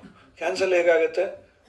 ನಾನೀಗೊಂದು ನೋಟಿಫಿಕೇಶನ್ ಕೊಟ್ಟು ಕಳಿಸ್ತೇನೆ ಅಲ್ಲಿಗೆ. ಇಂದ್ರದೇವರು ತಮ್ಮ ದೂತನ ಕೈಲಿ ಕೊಟ್ಟು ಕಳಿಸಿದ್ರು, ಎಲ್ಲ ರಾಜರುಗಳ ಸಮ್ಮುಖದಲ್ಲಿ ಒಂದು 5 ನಿಮಿಷ ನನ್ನ ಮಾತನ್ನು ಕೇಳಿ, ನಾಳೆ ಬೆಳಗ್ಗೆ ಕೃಷ್ಣನಿಗೆ 7:15 ಪಟ್ಟಾಭಿಷೇಕ ಇದೆ, ಸ್ವಯಂವರದ ಮುಹೂರ್ತವೂ ಅದೇ ಇದೆಯಲ್ಲ, ಅದಕ್ಕೆ ಹಾಗೆ ಇಟ್ಕೊಂಡಿದ್ದಾರೆ, ಎಲ್ಲ ರಾಜರು ಬರತಕ್ಕದ್ದು, ಬರದೇ ಇದ್ದರೆ ಎಲ್ಲ ರಾಜರ ತಲೆ ಒಡೆದೋಗುತ್ತೆ ಅಂದರು. ಎಲ್ಲ ರಾಜರಂದರು ತಲೆ ಒಡೆದ್ರು. ಮೊದಲು ಈಗೋ ನೀವು ಹೋಗ್ತೀರ, ತಲೆ ಒಡೆದ್ರು ಪರವಾಗಿಲ್ಲ ಸರ್, ನಾನು ISI ಹೆಲ್ಮೆಟ್ ಹಾಕ್ಕೊಂಡೇ ಕೂತಿರ್ತೇನೆ ಅಂತ. ಬೆಳಗ್ಗೆ ನೋಡಿದ್ರೆ ಎಲ್ಲರೂ ಇಲ್ಲೇ ಇದ್ದಾರೆ, ಕೃಷ್ಣನ ಪಟ್ಟಾಭಿಷೇಕದ. ನೀವು ಬರಲ್ಲ ಅಂದಿದ್ರಿ, ಅದೇ ಯಾರ್ಯಾರು ಬಂದೆ ಯಾರೇ ನೋಡ್ಕೊಂಡು ಹೋಗೋಣ ಅಂತಾನೆ ಬಂದೆ ನಾನು, ನೀವು ಬಂದ್ರ, ನಾನು ಅದಕ್ಕೆ ಬಂದೆ ಅಂತ. ಆಮೇಲೆ ಅಂದ್ರೆ ಸಾರ್ ತಲೆ ಒಡೆದೋಗೋದಕ್ಕಿಂತ ಇಲ್ಲಿರೋದೇ ವಾಸಿ ಅಂತ. ಅಲ್ಲಿ ಹೊರಗಳೇ ಇಲ್ಲ, ಸ್ವಯಂವರ ಕ್ಯಾನ್ಸಲ್ ತಾನಾಗೇ ಆಯಿತು. ಅದಕ್ಕೆ ನೆಕ್ಸ್ಟ್ ಸ್ಟೆಪ್ ಏನು ಮಾಡಿದ್ರು, ಸ್ವಯಂವರ ಬೇಡ, ಅರೇಂಜ್ಡ್ ಮ್ಯಾರೇಜ್, ಅದಕ್ಕೆ ಬಂದಿದ್ದು. ಈಗ ಅರೇಂಜ್ ಮಾಡಿಬಿಟ್ರೆ ಕೃಷ್ಣ ಬಂದರು ತಾಂಬೂಲ ಕೊಟ್ಟು ಕಳಿಸ್ಬೋದು, ಬರಬೇಕು ಕೃಷ್ಣಾಚಾರು ಅಂತ ಹೇಳಿ. ಯಾರು ವರ? ಇವನಂದ ಜರಾಸಂಧ, ನಾನೇ ಸಾಕಿದ ಒಂದು ಮಗು ಇದೆ, ಶಿಶುಪಾಲ್ ರಾವ್. ಅವರೆಲ್ಲ ಅಂದರು, ಸರ್ ಅವನು ವರ ಇದ್ದಾಗಿಲ್ಲ, ವರಾಹ ಇದ್ದಾಗಿದ್ದಾನೆ, ಚೆನ್ನಾಗಿಲ್ಲ ಅಂತ. ಮುಚ್ಚರಿ ಬಾಯಿ, ಆ ಹುಡುಗ ಎಷ್ಟು ಯೋಗ್ಯ, ಎಷ್ಟು ವಿಷ್ಣು ದ್ವೇಷ ಮಾಡ್ತಾನೆ. ಅವ್ರ ಮನೆ ಸುತ್ತಮುತ್ತಲು ಎಲ್ಲೇ ವಿಷ್ಣು ಸಹಸ್ರನಾಮ ಕೇಳಿಸಿದ್ರು ಅವ್ರ ಮನೆಗೆ ಹೋಗಿ ಪುಸ್ತಕ ಹರಿದು ಬರುತ್ತದು, ಅಷ್ಟೇ ಮಾಡಿ ಅಂದರು. ರುಕ್ಮಿಣಿಗೂ ಹೇಳಿಬಿಟ್ರು, ನಿನ್ನ ತಲೆಯಲ್ಲಿ ಯಾರನ್ನಾದರೂ ಇಟ್ಕೊಂಡಿದ್ರೆ ಡಿಲೀಟ್ ಮಾಡು, ಮಾಡ್ತೀನಿ ಅಂದ್ಲು. ಯಾರನ್ನ? ನನಗೆ ಯಾರು ಕಟ್ಕೋತಾರೋ ಅವ್ರನ್ನೇ ಅಂತ ಒಂದು ಪತ್ರ ಬರೆದೇ ಆಳ. ಕುಂಡಲೀಯ ನಗರವಂತೆ ಭೀಷ್ಮಕ ರಾಜನ ಕುವರಿಯಂತೆ ಶಿಶುಪಾಲನ ವಲ್ಲಳಂತೆ ನಿನಗೆ ಓಲೆ ಬರೆದಳಂತೆ. ಪೋಪೋ ಗೋಣ ಬಾರೋ ರಂಗ, ಪೋಪೋ ಗೋಣ ಬಾರೋ ಕೃಷ್ಣ, ಜಾಹ್ನವೀಯ ತೀರವಂತೆ ಜನಕ ರಾಜನ ಕುವರಿಯಂತೆ ಜಾನಕಿಯ ವಿವಾಹವಂತೆ ಜಾಣ ನೀನು ಬರಬೇಕಂತೆ. ಪತ್ರವನ್ನು ಬರೆದರು. ರುಕ್ಮಿಣಿ ದೇವಿಯನ್ನು ಪತ್ರ ಬರೆದೆ. ಆ ಪತ್ರ ಇಲ್ಲಿಲ್ಲ, ಭಾಗವತದಲ್ಲಿದೆ. ಶುತ್ವಾ ಗುಣಾನ್ ಭುವನ ಸುಂದರ ಸಂಗಮಾಸ್ತೆ ನಿರ್ವಿಶ್ಯ ಕರ್ಣ ವಿವರಂ ಹರತೊಂಗತಾಪಂ ರೂಪಂ ಪರಂ ಭುವನ ಮಂಗಲ ಮಂಗಲಂತೆ ತೊಯ್ಯಚ್ಯುತ ವಿಶತಿ ಚಿತ್ತಮ ಪತ್ರಪಮ್ಮೆ. ನಿನ್ನ ಗುಣಗಳನ್ನು ಕೇಳಿ ನಾನು ಮಾರು ಹೋಗಿದ್ದೇನೆ, ನಿನ್ನನ್ನೇ ನಾನು ಮದುವೆ ಆಗೋದು, ನಿನ್ನ ಬಿಟ್ಟು ಯಾರನ್ನೂ ಮದುವೆ ಆಗೋದಿಲ್ಲ. ಭಗವಂತ ನೋಡು, ಹೆಣ್ಣು ಮದುವೆ ಆಗುವ ಮುಂಚೆ ಒಂದು ಕಲ್ಪನೆ ಇರುತ್ತೆ, ನನ್ನ ಗಂಡ ಅದನ್ನು ಹೇಗಿರಬೇಕು, ನನಗಿನ್ನ ಜಾಸ್ತಿ ಓದಿರಬೇಕು, ನನಗಿನ್ನ ಮುದ್ದಾಗಿರಬೇಕು, ನಾನು ಹೇಳಿದ ಮಾತೆಲ್ಲ ಕೇಳ್ತಾ ಇರಬೇಕು, ಆಮೇಲೆ ನನಗಿನ್ನ ಸಂಬಳ ಜಾಸ್ತಿ, ಈಗೆಲ್ಲ 108 ಇರುತ್ತೆ. ಕಲ್ಪನೆ ಮಾಡಲಿಕ್ಕೆ ನಮ್ಮಪ್ಪನ ಗಂಟೆನೂ ಆಯಿತು. ಆಮೇಲೆ ಏನು ಸಿಗತ್ತೋ ಅದರಲ್ಲೇ ಎಲ್ಲ ಅನುಸಂಧಾನ ಮಾಡಬೇಕು. ಹೀಗಾಗಿ ಕಾತ್ವಾ ಮುಕುಂದ ಮಹತಿ ಗುಣ ರೂಪ ಶೀಲ ವಿದ್ಯಾ ವಯೋ ದ್ರವಿಣ ಧಾಮಭಿರಾತ್ಮತುಲ್ಯಂ. ತುಲ್ಯ ಅಂದರೆ ಸಮಾನ ಅಂತ. ನನಗೆ ಸಮಾನರಾದವರನ್ನಾದರೂ ಬಯಸ್ತಾರೆ, ಇಲ್ಲ ಜಾಸ್ತಿ ಇರೋರನ್ನಾದರೂ ಬಯಸ್ತಾರೆ. ನಿನ್ನನ್ನು ಕಂಪೇರ್ ಮಾಡೋಣ ಅಂದರೆ ಇನ್ನೊಬ್ಬನು ಇಲ್ಲೇ ಇಲ್ಲೋ ಅಪಾಸ್ತಂ ರಸೋ ಯೋಷ್ಟಮಃ. 7ನೇ ರಸವೇ ಇಲ್ಲ ಅಂದರೆ 8ನೇ ರಸ ಎಲ್ಲಿಂದ ತರೋದು? ಅದನ್ನೇ ವಾಯುಸ್ತುತಿ ಎಲ್ಲದದ್ದು. ದೇವ್ರಕ್ಕಿನ್ನ ದೊಡ್ಡವರೆಲ್ಲಿದ್ದಾರೆ ರೀ, ದೇವ್ರ ಸಮಾನನೇ ಇಲ್ಲ ಅಂದರೆ ದೇವರು ಎದ್ದಕ್ಕಿನ್ನ ದೊಡ್ಡವರು ಮುಚ್ಚ್ರಿ ಬಾಯಿ ಅಂದರು. ಹಾಗಾಗಿ ನಿನ್ನನ್ನು ನಾನು ಮದುವೆ ಆಗೋದೆ. ಕಾತ್ವಾ ಮುಕುಂದ ಮಹತಿ ಗುಣರೂಪಶೀಲ. ಅಲ್ಲಿ ನಮ್ಮ ಸತ್ಯಧರ್ಮರು ಬರೀತಾರೆ, ಅಮ್ಮ ಮದುವೆ ಒಂದ್ಸಲ ಆಗೋದು, ಉದ್ವೇಗದಿಂದ ಏನೇನೋ ಯಂಗ್ ಆ್ಯಂಡ್ ಎನರ್ಜೆಟಿಕ್ ಇದ್ದಾಗ ದೊಡ್ಡ ದೊಡ್ಡ ಡೈಲಾಗ್ಗಳೆಲ್ಲ ಬರುತ್ತೆ. ಹುಡುಗನ ಕೆಲಸ ಇಲ್ಲ, ಸಿಕ್ಕೇ ಸಿಗತ್ತೆ ಬಿಡಿ. ಏನು ಸಿಗತ್ತೆ? ಅವೆಲ್ಲ ಈ ಸಿನಿಮಾದಲ್ಲಿ ತೋರಿಸಿದ್ದು ಆಗೋದಿಲ್ಲ. ಪವಿತ್ರ ಪ್ರೇಮ ಇದ್ದರೆ ದೇವರು ಕಾಪಾಡ್ತಾನೆ, ಕಾಪಾಡ್ತಾನೆ. ಅವೆಲ್ಲ ಆಗೋದಿಲ್ಲ, ಹೋಗೋದಿಲ್ಲ. ಅವೆಲ್ಲ ಡೈಲಾಗ್ಗಳು ಸಿನಿಮಾದಲ್ಲಿ ನೋಡಲಿಕ್ಕೆ ಚಂದವೇವನ. ಜೀವನ ನಡಿಬೇಕು ಅಂದರೆ ಅದು ಬೇರೆಯೇ. ವಿಚಾರಿಸಿ ಮದುವೆ ಆಗಬೇಕು. ಅರ್ಧಂಬರ್ಧ ವಿಚಾರಿಸಿ ಅವರು ಏನೋ ಹೇಳಿ ಇವರು ಏನೋ ಹೇಳಿ ಕಡೆಗೆ ಮದುವೆ ಆದಮೇಲೆ ಇಡೀ ಜೀವನ ಹೊಡ್ಕೋತಾ ಇರೋದು. ಯಾಕೆ ನೀವು ವಿಚಾರಿಸ್ಲಿಲ್ವಾ? ಅಯ್ಯೋ ನಮ್ಮ ಮನೆಯವ್ರು ಗಡಿ ಬಿಡಿರಿ, ಹೋಗಿ ಸೆಟ್ಲ್ ಮಾಡ್ಕೊಂಬಂದ್ಬಿಟ್ಟಿದ್ರು. ನೀವು ಕೇಳಬೇಕಾಗಿತ್ತು. ನಾನು ಕೇಳಿದೆ ನಮ್ಮ ಯಜಮಾನ್ರಿಗೆ, ಅಂದೆ ಹುಡುಗನ ಕೆಲಸ ಕಾರ್ಯ ಕೇಳಿರಿ. ಅಯ್ಯೋ ನಮ್ಮ ಯಜಮಾನ್ ಸುಮ್ಮನೆ ನನ್ನನ್ನು ಕಟ್ಕೊಂಡು ನೀನು ಇಲ್ವಾ ಅಂತ. ನಿಮ್ಮನ್ನು ಕಟ್ಕೊಂಡ ಮೇಲೆ ನಂಗೆ ಗೊತ್ತಾಗಿತ್ತು ಮದುವೆ ಇಲ್ಲದೆ ಆದರೂ ಇರ್ಬೋದು, ನಿಮ್ಮಂತ ಅವ್ರನ್ನ ಕಟ್ಕೋಬಾರ್ದು ಅಂತ. ನೀವೇನು ಮಾಡಿದ್ರೆ ಹೇಳ್ರಿ, 60 ವರ್ಷ ಕೆಲಸ ಹುಡುಕೋದೇ ಆಯಿತು, 60 ವರ್ಷ ಹಾಗೇ ಹೋಯಿತು. ಹಾಗಾಗಿ ಯಾರೋ ಅಂದರು, ఏం చేస్తున్నారు, ఏం చేయాలి అని ఆలోచిస్తున్నాను నాయన ಅಂತ. ಬರೀ ಅದೇ ಆಯಿತು. ಪ್ರಕೃತದಲ್ಲಿ ಬೇಡ. ಆದರೂ ಕೇಳಿದ್ರು, ಹುಡುಗಂಗೆ ಏನು ಕೆಲಸ, ಸಂಬಳ ಎಷ್ಟು? ಅವರು ಸರಿಯಾಗಿ ಹೇಳಲೇ ಇಲ್ಲ. ಮಹಾಬುದ್ಧಿವಂತರು. HP ಕೆಲಸ, ಸಂಬಳ ಅಂದರು. ಇವರೇನಂದ್ರು ಹ್ಯಾವ್ಲೆಟ್ ಆ್ಯಂಡ್ ಪ್ಯಾಕರ್ಡ್ ಒಂದು ಅಲ್ಲೇನು ಮಿನಿಮಮ್ ₹1,00,000 ಇದ್ದೇ ಇರುತ್ತೆ ಅಂತ. ಅವ್ರು ಹೇಳಿದ್ದು ಹಿಂದೂಸ್ತಾನ್ ಪೆಟ್ರೋಲಿಯಂ. HP ಅಂದರೆ ಏನು ಬೇಕಾರಾಗೋದ್ರಿ, ಅವ್ರವ್ರ ವಿವಕ್ಷೆ ಅದು. ಯಾರದ ಮನೇಲಿ HP ಅಂತ ಇದ್ವಿ, ಏನಿದು ಹಿಂದೂಸ್ತಾನ ಅಲ್ಲ, ಹುಚ್ಚು ಬರಕೆ ಅಂದರು ಅವರು. ಅದು ಅವ್ರ ಇಷ್ಟ, ಅದು ಯಾರು ಯಾವುದಕ್ಕೆ ಏನು ಬೇಕಾದ್ರೆ ಅನ್ಕೋಬಹುದು. ಸರಿ, ಹುಡುಗಿ ಇವರು ಮೋಸ, ಇವರು ಏನು ಸಾಮಾನ್ಯರಲ್ಲ. ಹುಡುಗಿ ಕಡೆಯವರು ಏನು ಕೊಡ್ತೀರಿ? 2 ಸೈಟು. ಹಾಂ, ಆಮೇಲೆ ಮದುವೆ ಆದಮೇಲೆ ಚೆನ್ನಾಗಿ ಬೈಲು ಹುಡುಗಿ. ಅಲ್ಲಿ ₹1,000 ಸಂಬಳ ಇಟ್ಕೊಂಡು ಮದುವೆ ಆದ್ರೆ ನಾಚಿಕೆ ಆಗಲ್ಲ ನಿಮಗೆ? ಮದುವೆ ಯಾವ ಧೈರ್ಯದ ಮೇಲೆ ಆದರೆ, ಅದೇ ನಿಮ್ಮ ಅಪ್ಪ 2 ಸೈಟ್ ಕೊಡ್ತೇನೆ ಎಂದಲ್ಲ, ಅದು ನಿಮ್ಮ HP ಇದ್ದಾಗೆ ಅಂದು. ಏನು ಅಂದರೆ, ನನ್ನ ಹೆಸರಲ್ಲಿ ಒಂದು ವೆಬ್ಸೈಟ್ ಇದೆ, ನಂಗೆ ಶಾರ್ಟ್ ಸೈಟ್ ಇದೆ ಅಂದು. ಓ ಇಂಥ ಸೈಟ್ ಕಟ್ಕೊಂಡು ಏನು ಮಾಡೋದ್ರಿ? Short site long site? ಅಯ್ಯೋ ಕಂತೆಗೆ ತಕ್ಕೊಂತೆ ಅಂದ್ರು. ಅಷ್ಟೇ ಆಗಿದ್ದು. ಇದು ಸತ್ಯಧರ್ಮ ಅಂತಾರೆ. ಇಲ್ಲ ಇಲ್ಲ, ಲಕ್ಷ್ಮೀದೇವಿ ಹಾಗೆಲ್ಲ ಯಾಮಾರೋದಿಲ್ಲಪ್ಪ. ಮಹತಿ ಗುಣರೂಪಶೀಲ. ಸತ್ಯಧರ್ಮರ ಚಿಂತನೆ ಕ್ರಮವೇ ಬೇರೆ. ಮಹತಿ ಗುಣ. ನಾರದರ ಕೈಯಲ್ಲಿರೋ ವೀಣೆ ಹೆಸರು ಮಹತಿ ಅಂತ. ಗುಣ ಅಂದರೆ ಅಬ್ಜೆಕ್ಟಿವ್ ಅಂತ. ಮಹತಿ ಅನ್ನುವ ವೀಣೆಯನ್ನು ಹಿಡಿದುಕೊಂಡ ನಾರದರಿಗೆ ಮಹತಿ ಗುಣ ಅಂತ ಇಲ್ಲಿ ತಿಳಿಸ್ಯಾರೆ. ಅವರನ್ನು ಕೇಳಿದೆ, ನಾರದರೇ ಎಲ್ಲ ಕಡೆ ಸುತ್ತಾ ಇರ್ತೀರಿ, ನಂಗೆ ಸೂಟ್ ಆಗೋ ವರ ಯಾರಾದರೂ ಇದ್ದಾರಾ? ನಿನ್ನ ಹೆಸರೇ ಹೇಳಿದ್ರು.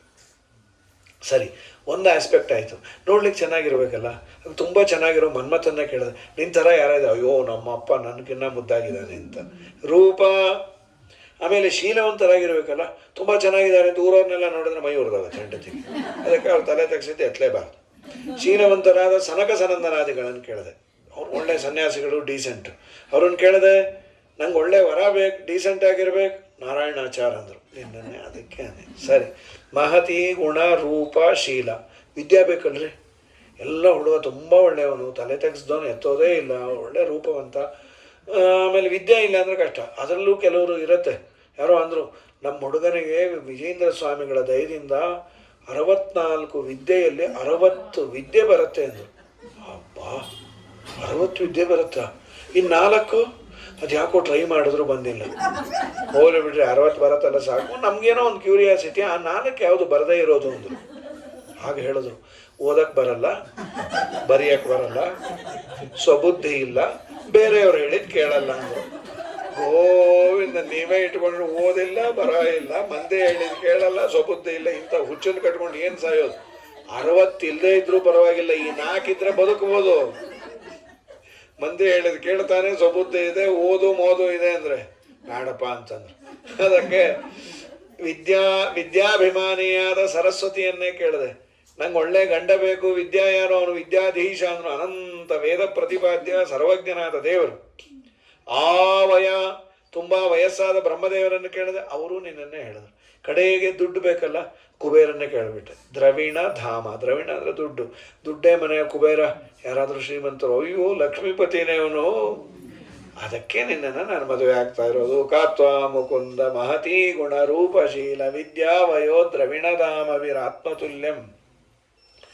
ಯಾವುದನ್ನು ಆರಿಸ್ತೀರ ನೋಡ್ರಿ, ಕುಯ್ ಕುಯ್ ಅಂತ ಇದೆ, ಏನಿಲ್ಲ ವಿದ್ಯಾ. ಬೆಳಗ್ಗೆಯಿಂದ ಹೋಗೋದು ಬರೋದು ಆಗ್ತಾ ಇದೆ. ಆತ್ಮದು ಬಿರಿಡಾವತಿ ಕುಲವತಿ ನವೃಣೀತ ಕನ್ಯಾ ಕಾಲೇಂದ್ರ ಸಿಂಹನರ ಲೋಕ ಮನೋಭಿರಾಮಂ. ಇನ್ನೊಂದು ಎಷ್ಟು ಮುದ್ದಾಗಿ ಪತ್ರ ಬರೆದಾಳೆ ಅಂದರೆ ಅದನ್ನು ನ್ಯಾಕದು. ಅಂತಃಪುರಾಂತರದಲ್ಲಿರುವ ನಿನ್ನನ್ನು ಕರ್ಕೊಂಡು ಹೋಗೋದು ಹೇಗೆ ಅಂತ ನಿನಗೆ ಅನಿಸಿರ್ಬೋದು. ಅದರಲ್ಲಿ ಇನ್ನೊಂದು ಕ್ಲಾಸ್ ಹಾಕಿದ್ರು, ಅಂತಃಪುರದಲ್ಲಿರುವ ನಿನ್ನನ್ನು ನಿಮ್ಮವರನ್ನು ಏನೂ ಮಾಡದೆ ಕರ್ಕೊಂಡು ಹೋಗೋದು ಹೇಗೆ ಅದು ನೋಡಿ. ನಿಮ್ಮವ್ರನ್ನೇನೂ ಮಾಡದ ಹಾಗೆ ಅನ್ನೋ ಕ್ಲಾಸ್ ಹಾಕ್ಬಿಟ್ರು. ಹೊಡೆದು ಬಡ್ದು ಮಾಡಿರಬಾರ್ದು ನಮ್ಮವ್ರಿಗೆ, ನನ್ನನ್ನು ಕರ್ಕೊಂಬಂದಿರಬೇಕು. ಈ ಕೆಲವರು ಹೇಳ್ತಾನೆ ಹಾಗೆ ಹೇಳಿಬಿಡ್ತಾರೆ, ನಿಮ್ಮ ಮನೆಗೆ ನಾ ಬರಲ್ಲ ಅಂದ್ಕೊಂಡಿದ್ರಿ, ಸರ್ಪ್ರೈಸ್ ವಿಸಿಟ್ ಕೊಡೋಣ ಅಂತ ಬಂದೇನಿ, ನಾ ಬಂದಾಗ ನೀವು ಹುಚ್ಚುಚ್ಚಾಗೆ ಹೆಚ್ಚು ಅಡುಗೆ ಏನು ಮಾಡೋಕ್ಕೆ ಹೋಗಬೇಡ್ರಿ, ಸಹಜವಾಗಿ ನೀವು ಮಾಡುವಂಥ 2 ಪಲ್ಯ, 2 ಚಟ್ನಿ, 2 ಕೋಸಂಬರಿ, ಬೋಂಡ ಅಂತೂ ನಿಮ್ಗೆ ಹೇಳೋದೇ ಬೇಡ, ಮನೆದೇವರು. ಇನ್ನು ಹೋಳಿಗೆ ಅಂತೂ ನೀವು ಸ್ಪೆಷಲಿಸ್ಟು, ಪಾಯಸದ್ದಂತೂ ಏನು ಅಯ್ಯೋ ಅಯ್ಯೋ. ಇನ್ನು ನನಗೆ ಬೇಕು ಅಂತ ನೀವು ಮಾಡೋದಾದರೆ ಏನು ನಿಮ್ಗೆ ಯಾವುದು ಇಷ್ಟವೋ ಅದನ್ನು ಮಾಡಿ ಅಂಥೇಳಿ ಅವನಂದ 6 ತಿಂಗಳಿಂದ ನಮ್ಮ ಮನೆ ಅಡುಗೆನೇ ನಿಲ್ಲಿಸ್ಬಿಟ್ಟಿವಿ, ಸತ್ತೋಗ್ತಾ ಇದ್ದೀವಿ ನಾವೇ, ನೀವು ಬಂದು ಇಷ್ಟೆಲ್ಲ. ಹಾಗಾಗಿ ಮಹತಿ ಗುಣರೂಪಶೀಲ. ಇಲ್ಲಿ ಲಕ್ಷ್ಮೀ ಅಂತಃಪುರದಲ್ಲಿರುವ ನನ್ನನ್ನು ಅವಿಹತ್ಯ ಬಂಧುನ್, ನಮ್ಮ ಬಂಧುಗಳಿಗೆ ತೊಂದರೆ ಕೊಡದೆ ಕರ್ಕೊಂಡು ಹೋಗ್ಬೇಕು. ಪೂರ್ವೇದ್ಯರಸ್ತಿ ಮಹತಿ ಕುಲದೇವಿ ಯಾತ್ರಾಂ ಯಸ್ಯಾಂ ಬಹಿರ್ನವವಧು ಗಿರಿಜಾಂ ಉಪೇಯಾತ್. ಹಿಂದಿನ ದಿವಸ ಊರಾಚೆ ಇರೋ ದೇವಸ್ಥಾನಕ್ಕೆ ನಾ ಬರ್ತೀನಿ, ಗೌರಿ ಪೂಜೆ ಮಾಡ್ತೀನಿ, ಅಲ್ಲಿ ಬಂದು ಹಾರಿಸ್ಕೊಂಡು ಹೊಟ್ಟೋಗು ಇಂತಿ ರುಕ್ಮಿಣಿ ಬಾಯಿ. ಅದಕ್ಕಂದ್ರು, ಅಲ್ಲಪ್ಪ ನೀ ಯಾಕೆ ಗೌರಿ ಪೂಜೆ ಮಾಡ್ತಿ? ಅವಳ ಅಜ್ಜಿ ಅಲ್ಲ ನಿನಗೆ, ನೀನು ಅಜ್ಜಿ ಅವಳಿಗೆ. ಹೌದು, ಮಾಡಲಿಂಗ್ ಮಾಡ್ತೇನೆ ಅಂತಷ್ಟೆ. ಗೌರಿ ಪೂಜೆ ಮಾಡೋದು, ಪಾರ್ವತಿ ಗೌರಿ ಪೂಜೆ ಮಾಡಿಸ್ತಾರಲ್ಲ, ಪಾರ್ವತಿ ಪರಮೇಶ್ವರ ಅನುಗ್ರಹ ದಾಂಪತ್ಯ ಜೀವನಕ್ಕೆ ಮುಖ್ಯ ರೀ. ಚೆನ್ನಾಗಿ ಮಾಡಿದ್ರೆ ಚಿಲಕ ಗೌರಿಕಾಯಿ ಇದ್ದಾಗಿರ್ತಾರೆ, ಎಷ್ಟು ಗಲಾಟೆ ಇಲ್ಲ, ಇದ್ದರೂ ಜೋರಾಗಿ ಮಾತಾಡಲ್ಲ, ಮೆತ್ತಗಿರಿ, ಅಯ್ಯೋ ನಾ ಒಂಚೂರು ಬೈಸ್ಕೊಡ್ರಿ ಅಂತ ಮೆತ್ತಗೆ ಬೈತಾನೆ ಇರ್ತಾರೆ ಕೆಲವರು. ಹಾಗಾಗಿ ಏನಂದ್ರು ಇಲ್ಲ, ಲಕ್ಷ್ಮೀ ಶೋಭಾನ ವಿಷ್ಣು ಸಹಸ್ರನಾಮ 2 ಒಟ್ಟಿಗೆ ಅಂತ. ಹೀಗಾಗಿ ಅದು ಗೌರಿ ಪೂಜೆ ಚೆನ್ನಾಗಿ ಮಾಡಿರಬೇಕು. ಈಗೆಲ್ಲ ಏನಾಗಿದೆ, ಈ ವಿಡಿಯೋದವ್ರು ಬಂದಾಗ ನೋಡು ಮತ್ತೆ ಪೂಜೆ ಮಾಡಿದಾಗ ಮಾಡು ಚಿನ್ನ ಅಂತ, ಅವಳು ಅನುಗ್ರಹ ಮಾಡಿದಾಗ ಮಾಡ್ತೇನೆ ಅಂತ. ಪೂಜೆ ಮಾಡಿದಾಗ ಮಾಡೋದ್ರೆ ಹಾಕಿದೆಲೆ ಆ ಹೂವನ್ನೇ ತೆಗೆದು ಮತ್ತೆ ಏರಿಸೋದು, ಅದು ಮಾಡಬಾರ್ದು. ಉಮಾ ಕಾತ್ಯಾಯನಿ ಗೌರಿ ದಾಕ್ಷಾಯಣಿ ಹಿಮಮಾತನಗಿರಿಯ ಕುಮಾರಿ ರಮಯ ರಸನ ಪದ ಕಮಲ ಮಧುಪ ನಿತ್ಯ ಅಮರ ವಂದಿತ ಗಜಗಮನೆ ಭವಾನಿ. ಉಮಾ ಕಾತ್ಯಾಯನಿ ಗೌರಿ ಅಂತೂ ಇಷ್ಟೆಲ್ಲ ಮಾಡಿದ. ಇದಾದ ಮೇಲೆ ಕೃಷ್ಣ ಬಂದು ರುಕ್ಮಿಣಿಯನ್ನು ಕರೆದುಕೊಂಡು ಹೋಗಿ, ಜರಾಸಂಧಂಗೆ ಗೊತ್ತಿತ್ತು, ಹೈ ಅಲರ್ಟು, ಎಲ್ಲ ಗನ್ನು ಹಿಡ್ಕೊಂಡು ರುಕ್ಮಿಣಿ ಸುತ್ತಲೂ ನಿಂತ್ಯಾರು. ಪೂಜೆ ಎಲ್ಲ ಮುಗೀತು, ಆಚಾರ ಬಂದರು. ಸ್ವಾಮಿ ಪತ್ರ ಕೊಟ್ಟೆ, ಕೃಷ್ಣ ಅಲ್ಲಿ ಥಟ್ ಅಂತ ಹೇಳಿ ಅನ್ನೋ ಟೈಪ್ ಅಲ್ಲಿ ಕೃಷ್ಣ ಇದ್ದ. ಕೃಷ್ಣನ್ ನೋಡೋಕಾರ ಮೊದಲೇ ಸುಂದರಿ ರುಕ್ಮಿಣಿ, ತನ್ನ ರೂಪನ ಇನ್ನೊಂದು 100 ಪಟ್ಟು ಜಾಸ್ತಿ ಮಾಡ್ಕೊಂಬಿಟ್ರು. ಈ ನೋಡ್ತಾ ಇದ್ದವರೆಲ್ಲ ಮೂರ್ಛೆ ಹೊಟ್ಟೋದ್ರು, ಆ ಸೌಂದರ್ಯ ನೋಡ್ಲಿಕ್ಕಾಗದೆ. ಮತ್ತು ಅವ್ರು ಎದ್ದಿದ್ದು ಯಾವಾಗ ಅಂದರು, ಒಬ್ಬ ಆಚಾರ ಅಂದರು, ಅವರೆಲ್ಲ ರುಕ್ಮಿಣಿ ಮಗನ ಮುಂಜೆಗೆ ಎದ್ರಂತೆ, 12 ವರ್ಷ ಏನು ಎಲ್ಲಿಗೆ ಹೋಗಿದ್ದು, ಒಂದು ಕೋಮಾ ಕೊಟ್ಟೋಗಿದ್ರು ಅಂತ. ಆಮೇಲೆ 2ನೇ ಪಂಕ್ತಿ ಗೋಮ ಆದಮೇಲೆ ಎಬ್ಸಿದ್ರು, ಯಾತಕ್ಕೂ ಇವ್ರನ್ನ. ಸರಿ, ಏನು ಸೌಂದರ್ಯ, ಜಗದಂಬೆಯ ಸೌಂದರ್ಯ, ಪರಮಾತ್ಮನ ಅದ್ಭುತವಾದ ಸೌಂದರ್ಯದ ಮುಂದೆ ಇವಳು ಬಂದ್ಲು. ರಥಕ್ಕೆ ಬಂದು ವಾದರಾಸ್ವಾಮಿಗಳಂತಾರೆ, ಮದುವೆ ಕಿಮಿಂದಿರಾಯ ಪುನರ್ವಿವಾಹೇಣ ಕಿಮಿಂದಿರಾಯ ಅಂದರು. ಮತ್ತೇನು ಮದುವೆ, ನಾವು ಅವಳು ಹಾಗೇ ಇದ್ದೀವಿ. ಕಣ್ಣಲ್ಲಿ ಕಣ್ಣಿಟ್ಟರು ರಥದಿಂದ ರಥಕ್ಕೆ ಬಂದು ಹೊರಟೇ ಹೋಯ್ತು. ರುಕ್ಮಿ ಬಂದಿದ್ದ, ರುಕ್ಮಿಣಿ ಅಣ್ಣ ಬಿಡಲಿಲ್ಲ, ಅವನು ಯುದ್ಧ ಮಾಡಬೇಕು ಅಂತ ನರ್ಮದಾ ನದಿ ತೀರದವರೆಗೂ ಹೋಗಿ ಯುದ್ಧ ಶುರು ಮಾಡಿಯಾನೆ. ಒಂದು ಬಾಣ ಬಿಡಬೇಕು, ಕೃಷ್ಣನು ಬಾಣ ತೆಗೆದ, ರುಕ್ಮಿಣಿ ಕೈ ಹಿಡ್ಕೊಂಡ್ಬಿಟ್ಲು ಅಂತಿದೆ ಹರಿವಂಶದಲ್ಲಿ. ಮಧ್ವಾಚಾರ್ಯ ಅಂದರು, ಇದೇನಿದು, ಅವರೆಲ್ಲ ಪರಶುಕ್ಲತ್ರಯದಲ್ಲಿ ಬರೋರು, ಕೃಷ್ಣನ ವಿರೋಧ ಮಾಡೋದಿಲ್ಲಲ್ಲ, ಕೃಷ್ಣ ಮಾಡಿದ್ದನ್ನೇ ಅನುಮೋದನೆ ಮಾಡಿ ಇನ್ನೂ ಬಾಣ ತೆಕ್ಕೊಡ್ಬೇಕು, ಯಾಕೆ ಹಿಡ್ಕೊಂಡಿದ್ದು? ಏನಿಲ್ಲ, ಕೃಷ್ಣನ ವಿರೋಧ ಮಾಡಿಲ್ಲ, ಮಾಡೆಲಿಂಗ್ ಮಾಡಿದ್ಲು. ಹೆಣ್ಣು ಮಕ್ಕಳಿಗೆ ತವರು ಮನೆ ಮೇಲೆ ಮೋಹ ಇರುತ್ತೆ ಅನ್ನೋದನ್ನು ಮಾಡೆಲಿಂಗ್ ಮಾಡಿ ತೋರಿಸ್ಯಾಳ ಅಷ್ಟೇ. ಈ ಹೆಣ್ಣು ಮಕ್ಕಳು ಎಂಥ ನೋಡಿ, ತುಂಬ ದೊಡ್ಡ ಅಪಚಾರ. ಕೃಷ್ಣನಿಗೆ ಸಲ್ಲಬೇಕಾದ ಹೆಣ್ಣನ್ನು ತಗೊಂಡು ಅಯೋಗ್ಯನಿಗೆ ಕೊಡ್ತೀನಿ ಅಂದರು, ಅದೇ ತವರು ಮನೆ ಮೇಲೆ ಮೋಹ ಅಂತ ಶ್ರೀಮದಾಚಾರ್ಯ ಅಂತ ಅಪಾರವಾಗಿ ಹಾಕ್ಬಿಟ್ಟಿರ್ತಾನೆ ಆಚಾರ್ಯರು. ಅಲ್ಲಿ ಹೇಳಿರೋದು ಮುಖ್ಯವಾಗಿ ಒಂದು ಮಾತು ಹೇಳ್ತಾರ್ರಿ, ಹೆಂಡತಿ ಹೇಳಿದ ಮಾತನ್ನು ಯೋಗ್ಯವಾಗಿದ್ದರೆ ಕೇಳು, ಕೇಳಲೇಬಾರದು ಅನ್ನೋದು ಇಟ್ಕೋಬೇಡ ಅನ್ನೋದೊಂದು ತೋರಿಸೋ ಸಲುವಾಗಿ ದೇವರು ಕೇಳದ ಅಂತಾರೆ ಶ್ರೀಮದಾಚಾರ್ಯರು. ಸೊ ಈಗ ಆ ಮಾತನ್ನು ನಾವೆಲ್ಲ ಪರಿಪಾಲನೆ ಮಾಡ್ತಾನೇ ಇದ್ದೀವಿ. ಇದೊಂದು ಸಂತೋಷ. ಶ್ರೀಮದಾಚಾರ್ಯರು ಹೇಳದೇ ಇದ್ರು ಮಾಡ್ತಾ ಇದ್ದೆ, ಹೇಳಿ ನಮ್ಮನ್ನು ಆಚಾರ್ಯರ ಅನುಗರು ಅಂತ ಹೇಳಿ ರಕ್ಷಣೆ ಮಾಡಿದರು. ಈ ಮಾತಿದೆ ಪ್ರಾಕೃತದಲ್ಲಿ. ಅದೇನು ತವರು ಮನೆ ಮೇಲೆ ಹೆಣ್ಣುಮಕ್ಳು ಪ್ರೀತಿ ಹೆಚ್ಚದು. ಏನಂದ್ರೂ ಆ ತವರು ಮನೆ ಬಿಟ್ಕೊಡೋದೇ ಇಲ್ಲ. ಒಬ್ಬ ಅಂದ, ನಿಮ್ಮ ಮನೆಗೆ ಬಂದಾಗೆಲ್ಲ ನಿಮ್ಮ ಅಮ್ಮ ಬೈತಾರೆ, ನಂಗೆ ಬೇಜಾರು ನಿಮ್ಮ ಮನೆಗೆ. ಅಯ್ಯೋ ಬಾಯಿ ಮುಚ್ಚರಿ, ನಿಮ್ಮನ್ನಲ್ದೆ ಯಾರನ್ನ ಬೈಬೇಕು? ಬೈಯೋರು ಬದುಕಕ್ಕೆ ಹೇಳೋದು. ಇನ್ನು ನಮ್ಮ ಅಕ್ಕನ ಗಂಡಂಗೆ ಹೊಡೆಯೋರನ್ನ ನಮ್ಮಮ್ಮ, ನೀವು ಸಿಕ್ಕೇ ಇಲ್ಲ ಅಂದ್ಲು. ಅಯ್ಯೋ ನಿನ್ನ ಮಕ್ಕಕ್ಕೆ ಇಷ್ಟ ಹಾಕ, ನಿಂಗೆ ಆ ಬೇರೆ ಬೈಕೇ ಇದೆ, ಬೈಯೋದೇ ವಾಸಿ ಅಂದ್ರು. ಏನು ನಿಮ್ಮನ್ನು ಮಹಾ ನಮ್ಮಮ್ಮ ಅಂದಿದ್ದು? ಕಪ್ಪು ಕಪ್ಪು ಅಂತಾರೆ. ಹೌದು ಅಲ್ವೇ, ಮದುವೆ ಮುಂಚೆ ನೋಡಬೇಕಾಗಿತ್ತು. ನಿಜ ಹೇಳಬೇಕು ಅಂದರೆ ಮದುವೆ ಮುಂಚೆ ನಿಮ್ಮನ್ನು ಕರ್ಕೊಂಬಂದ ಕಾಣಿಸೇ ಇಲ್ಲಂತ. ಮತ್ತೆ ಯಾಕೆ ಕೊಟ್ಟರು ಅಂದರು, ಯಾರೋ ಹೇಳಿದ್ರು ಆಚಾರ್ಯ ಅಂದರು, ಧಾರೆ ನೀರು ಹಾಕಿದ್ರೆ ಬಣ್ಣ ಬಿಚ್ಕೋತಾರೆ ಅಂತ. ಮತ್ತೆ ಯಾಕೆ ಹಾಕಲಿಲ್ಲ? ಹಾಕಿದ್ರು ಧಾರೆ ನೀರೇನು, ಒಂದು ಟ್ಯಾಂಕರ್ ನೀರು ಹಾಕಿದ್ರು ಏನು ಕೊಡದ ಬಣ್ಣನೇ ಹಾಳಾಗೋಯ್ತು ಅಂತ ಹೇಳಿ ಸರಿ ಅವತ್ತಿನ ಸುಮ್ಮನಾದ. ನಮ್ಮ ರುಕ್ಮಿಣಿ ದೇವಿ ಯುದ್ಧದಲ್ಲಿ ಕೃಷ್ಣ ಏನು ಮಾಡ್ದ, ನಾನು ಬಾಣ ಒಳಗಿಡಲ್ಲ, ನಿನ್ನ ಮಾತಿಗೆ ವಿತಸ್ತ ಅಂದರೆ ಅವನನ್ನು ಚೋಟುದ್ದದ ಬಾಣ ಬಿಟ್ಟ ಅಂತಾರೆ ಶ್ರೀಮದಾಚಾರ್ಯ. ತಲೆ ಕೂದಲನ್ನು ತೆಗೆದುಬಿಟ್ಟ. ಆ ತಲೆ ಕೂದಲು ಆಚಾರ್ಯರು ಹೇಳೋದು ಪಂಚಶಿಖ ಅಂತ, ಇಲ್ಲೊಂಚೂರು ಇಲ್ಲೊಂಚೂರು ಇಲ್ಲೊಂಚೂರು ಅಸಹ್ಯ. ಅದು ಹೀಗಾಗಿದ್ದರೆ ಹೊಸ ಕಟಿಂಗ್ ಆಗಿರೋದು. ಏನೇನೋ ಬಿಟ್ಟಿರ್ತಾರೆ ಈಗ ಹುಚ್ಚುಚ್ಚೂರು. ಮೊದಲು ಶಿಖಾ ಬಿಟ್ಟಾಗ ಬೇಜಾರಿತ್ತು, ಈಗೇನು ರೊಮಾರಿಯವನು ಇಷ್ಟುದ್ದ ಶಿಖಾ ಬಿಟ್ಟಾನೆ. ಅವನು ಫುಟ್ಬಾಲ್ ಪ್ಲೇಯರು ಇಲ್ಲೆಲ್ಲೋ ಬಿಟ್ಟಿರ್ತಾರೆ. ಈಗ 5 ಬಿಟ್ಟರೆ ಅಂದರೆ ಹಸ್ತೋದಕದ ಕಟಿಂಗ್ ಅಂತ ಚೂರು ಚೂರು ಚೂರು ಚೂರು ವಿಚಿತ್ರವಾಗೆಲ್ಲ ಇರುತ್ತೆ. ವಾದಿರಾಜ ಸ್ವಾಮಿಗಳಂಥದ್ದು ಪೂರ್ಣ ತಲೆ ಕೂದಲು ಹೊಟ್ಟೋಯ್ತು. ಯಾಕೆ ಅಂದರು, ಲಕ್ಷ್ಮೀದೇವಿ ಹೋದ್ಮೇಲೆ ಆಗೋದೇ ಅದಲ್ವ ಅಂತ. ಹೀಗೆ ಕೃಷ್ಣ ಏನು ಮಾಡ್ದ, ದ್ವಾರಕ ಕರ್ಕೊಂಬಂದ ರುಕ್ಮಿಣಿ ದೇವಿಯನ್ನು. ರುಕ್ಮಿಣಿ ಕಡೆ ಒಂದೆಷ್ಟು ಜನ, ಕೃಷ್ಣನ ಕಡೆ ಒಂದೆಷ್ಟೆಲ್ಲ ಕಂಡೀಷನ್ ಹಾಕ್ಯಾರ. ಆರ್ಯ ಸ್ವಭಾರ್ಯಾಮ್ ಯದಿಭಾರ ಕಾರ್ಯ ನೈವೋಪದಿಶ್ಯಾನ್ನ ಪುನಃ ಕದಾಪಿ. ಇದೆಲ್ಲ ರಾಜರ ಕಂಡೀಷನ್. ನಮ್ಮ ಹುಡುಗಿನ ಕೊಡಬೇಕು ಅಂದರೆ ಅವಳನ್ನು ನಾವು ತುಂಬ ಮುದ್ದಾಗಿ ಬೆಳೆಸಿದ್ದೀವಿ. ನಮ್ಮ ಹುಡುಗಿ ಅವಳು ಯಾವ ಕೆಲಸ ಮಾಡಲ್ಲ, ಅವಳು ಭಾರ ಎತ್ತೇ ಗೊತ್ತಿಲ್ಲ, ಎಷ್ಟು ಸೂಕ್ಷ್ಮನೋ ಅದು. ಮೊನ್ನೆ ಖಾಲಿ ಪ್ಲಾಸ್ಟಿಕ್ ತಮಗೆ ಎತ್ಬಿಟ್ಟು ಕೈ ಉಳ್ಕೋಗಿತ್ತು ಅವಳು. ಅಮ್ಮ ಸರಿ, ಮತ್ತು ಭಾರ ಗೀರ ಹಿಂದೆಲ್ಲ ನೀರು ಸೇದಿ ತರಬೇಕಾಯ್ತು ಕೊಡಗಳು. ನಮ್ಮ ಹುಡುಗಿ ನೀರು ಗೀರು ತರಲ್ಲ, ನೀರು ನೀ ತಂದರೆ ಚೆಲ್ತಾಳೆ. ಅಯ್ಯೋ ಪಾಪ. ಆಮೇಲೆ ಕುಟ್ಟೋದು ರುಬ್ಬೋದು ನೋ, ಅವಳು ಆಗ ಕುಟ್ಟೋದು ಗಂಡನ ತಲೆ ಒಂದೇ. ನಿಮಗೇನು ಗೊತ್ತಾಗಲ್ಲ, ಪೆದ್ದಾಗಿದ್ದೀರಿ ಅಂತ ಕೊಡ್ತಾರೆ. ಆರ್ಯ ಸ್ವಭಾರ್ಯಾಮ್ ಯದಿ ಭಾರ ಕಾರ್ಯ ನೈವೋಪದಿಶ್ಯ ನ ಪುನಃ ಕದಾಪಿ. ಏನಾಂ ತ್ಯಜೆ ಜಾತ್ವಪಿ. ಎಂದೂ ಇವಳನ್ನು ಬಿಡಬಾರ್ದು. ಮತ್ತು ಎಲ್ಲಕ್ಕಿಂತ ನಮ್ಮ ಹುಡುಗಿ ಮೇಲೆ ಕೋಪ ಮಾಡ್ಕೋಬಾರ್ದು, ನಗನಗ್ತಾ ಇರಬೇಕು. ಅದೆಷ್ಟೇ ಮನೆ ಹೇಗೆ ಇಟ್ಕೊಂಡ್ರು ನಗನಗ್ತಾ ಇರಬೇಕು. ಮನೆಯಲ್ಲಿ ಅಲ್ಲೊಂದಿಷ್ಟು ಬಟ್ಟೆಗೂ ಇದು ಗುಡ್ಡೆ ಇಲ್ಲೂ ಎಲ್ಲ ಬಿದ್ದರೆ, ಚಿನ್ನ ನಾವು ಹಿಮಾಲಯ ಪರ್ವತಕ್ಕಂತೂ ಹೋಗೋಕ್ಕಾಗಲಿಲ್ಲ, ನಮ್ಮ ಮನೆಯಲ್ಲೇ ಹಿಮವತ್ ಪರ್ವತದ ಸನ್ನಿಧಾನ ಚಿನ್ನ. ಅಯ್ಯೋ ಸುಮ್ಮನೆ ಏನೂ ಮಾಡೋಕ್ಕಾಗಲ್ಲ ಚಿನ್ನ. ಈ ಕಡೆ ಮೇರು, ಆ ಕಡೆ ಮಂದರ, ಮಧ್ಯದಲ್ಲಿ ನಾನೇ ದರ. ಹೀಗಾಗಿ ನಮ್ಮ ಹುಡುಗಿನ ಯಾವಾಗಲೂ ನಗನಗ್ತಾ ಇಡಬೇಕು. ಹೀಗಿದ್ರೆ ಎಷ್ಟು ಚಂದ ರೀ ಗಂಡ ಬೈದೆ ಮಾಡಿದೆ. ಸರಿ, ಇನ್ನೇನು ಕಂಡೀಷನ್ನು? ಸಂದೇಶ ಮಾತ್ರ ಅಭಿವೀಕ್ಷ ಹರೇ ಗ್ರಹಂನಃ ಸಂಪ್ರೇಷಯಿಷ್ಯಸಿ ಕರಿಷ್ಯಸಿ ನಾ ಅನ್ಯ ಪತ್ನಿ. ನಾವೊಂದು ಪತ್ರ ಹಾಕ್ತೀವಿ, ತಕ್ಷಣ ಕೊಟ್ಟು ಕಳಿಸ್ಬಿಡ್ಬೇಕು. ಆಗಲ್ಲ ಈಗಲ್ಲ ಹೋಗಲ್ಲ ಅನ್ಬಾರ್ದು. ಚಿನ್ನ ನಿಮ್ಮಪ್ಪ ಫೋನ್ ಮಾಡಿದ್ರು, ನಾನೇ ಬಿಟ್ಟು ಬರಲ್ಲ, ನೀನೇ ಹೋಗ್ತೀಯ. ಕಾರ್ ಇನ್ನೇನು ನಿಲ್ಲಿಸ್ಬೇಕು, ಯೂ ಟರ್ನ್ ಮಾಡ್ಕೊಂಡು ಹೋಗ್ತಾ ಇರಬೇಕು. ಆಮೇಲೆ ಇನ್ನೇನು, ನಮ್ಮ ಹುಡುಗಿ ನಿಮ್ಮ ಮನೇಲಿ ಯಾವಾಗಲೂ ನಗನಗ್ತಾ ಇರಬೇಕು. ಅದಕ್ಕೆ ನಾ ಏನು ಮಾಡಲಿ ಅಂದ, ಅವಳು ತುಂಬ ಸಂತೋಷ ಆಗೋದು ಅವ್ರ ಅಪ್ಪ ಅಮ್ಮನ ಹೊಗಳೋದು. ಯಾವಾಗಲೂ ಹೊಗಳ್ತಾರೆ. ಏನು ನಿಮ್ಮಮ್ಮ, ಅಯ್ಯೋ ಅಯ್ಯೋ ನಿಜವಾಗ್ಲೂ ಲಕ್ಷ್ಮೀದೇವಿನ 2 ಕಮಲ ಕೊಟ್ಟುಬಿಟ್ರೆ ಕೂತೇ ಇರ್ತಾಳೆ ರಿವಾಲ್ವಿಂಗ್ ಚೇರಲ್ಲಿ, ನಿಮ್ಮ ಅಪ್ಪನ ರಿವಾಲ್ವ್ ಮಾಡಿಸ್ತಾ ಅಂಥೇಳಿ. ಆಯಿತು. ಆಮೇಲೆ ಇನ್ನೇನು, ನಾವು ಅವರಪ್ಪನ ನೆನೆಸ್ಕೋಬೇಕು. ಒಬ್ಬ ಅಂದ, ನಂಗೆ ಈ ವಾಚ್ ನೋಡಿದಾಗೆಲ್ಲ ನಿಮ್ಮ ಅಪ್ಪಂದು ಜಡಭರತಂದೇ ನೆನಪು. ಯಾಕೆ ಜಡಭರತಂದೆ ಯಾಕೆ ಅಂದರು, ಅದು ನಿಂತೋಗಿರೋದು ಮುಹೂರ್ತಕ್ಕೆ ಹಿಂದೋಗಿಲ್ಲ ಮುಂದೋಗಿಲ್ಲ, 3 ಅಂಗಡಿ ಕೊಟ್ಟರೆ ಅಂಗಡಿನೇ ಮುಂದೊಟ್ಟೋಯ್ತು. ಇಂಥ ವಾಚ್ ಕೊಟ್ಟೆ ನಿಮ್ಮ ಅಪ್ಪ ಅಂತ. ಮುಚ್ಚ್ರಿ ಬಾಯಿ, ಟೈಮ್ ಸೆನ್ಸ್ ಇಲ್ಲದೆ ಇರೋ ನಾನು ಕೊಟ್ಟಿದ್ದೆ ಹೆಚ್ಚು ಅಂತ. ಹೀಗೆಲ್ಲ ಕಂಡೀಷನ್ಸು.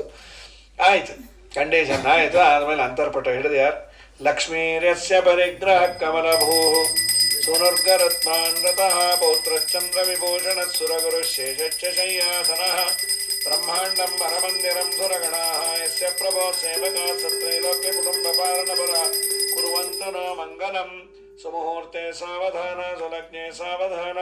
ಇವತ್ತೇನು ಭಾರಿ ಮುಹೂರ್ತ, ಎಷ್ಟೆಷ್ಟು ಮದುವೆ ಮುಂಜೆಗಳಿವೆ. ಹಾಗಾಗಿ ಗುಡಜೀರಿಕಾಭಿಹಿ, ಜೀರಿಗೆ ಬೆಲ್ಲ ಇಟ್ಟರು.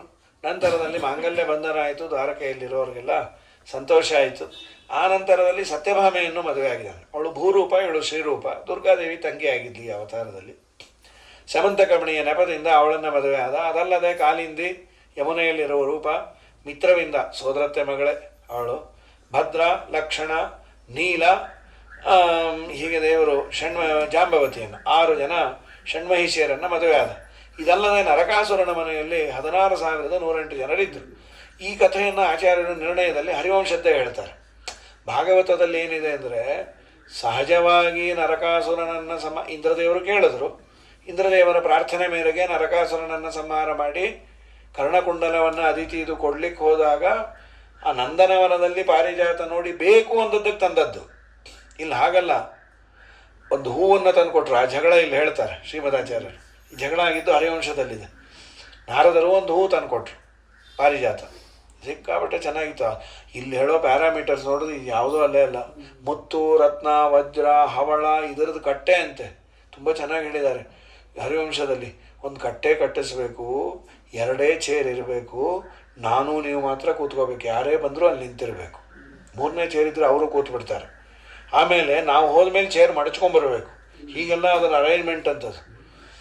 ಸರಿ, ಆ ಹೂವನ್ನು ರುಕ್ಮಿಣಿಗೆ ಮುಡಿಸ್ಬಿಟ್ರೆ ಈ ನಾರದರು ಸುಮ್ಮನೆ ಇರಲಾರ್ದೆ ಕೇಳಿದ್ರು, ಕೃಷ್ಣ ನಿಂಗೆ ರುಕ್ಮಿಣಿನ ಕಂಡ್ರೆ ಇಷ್ಟನಾ? ಹ್ಞೂ ಅಂದ.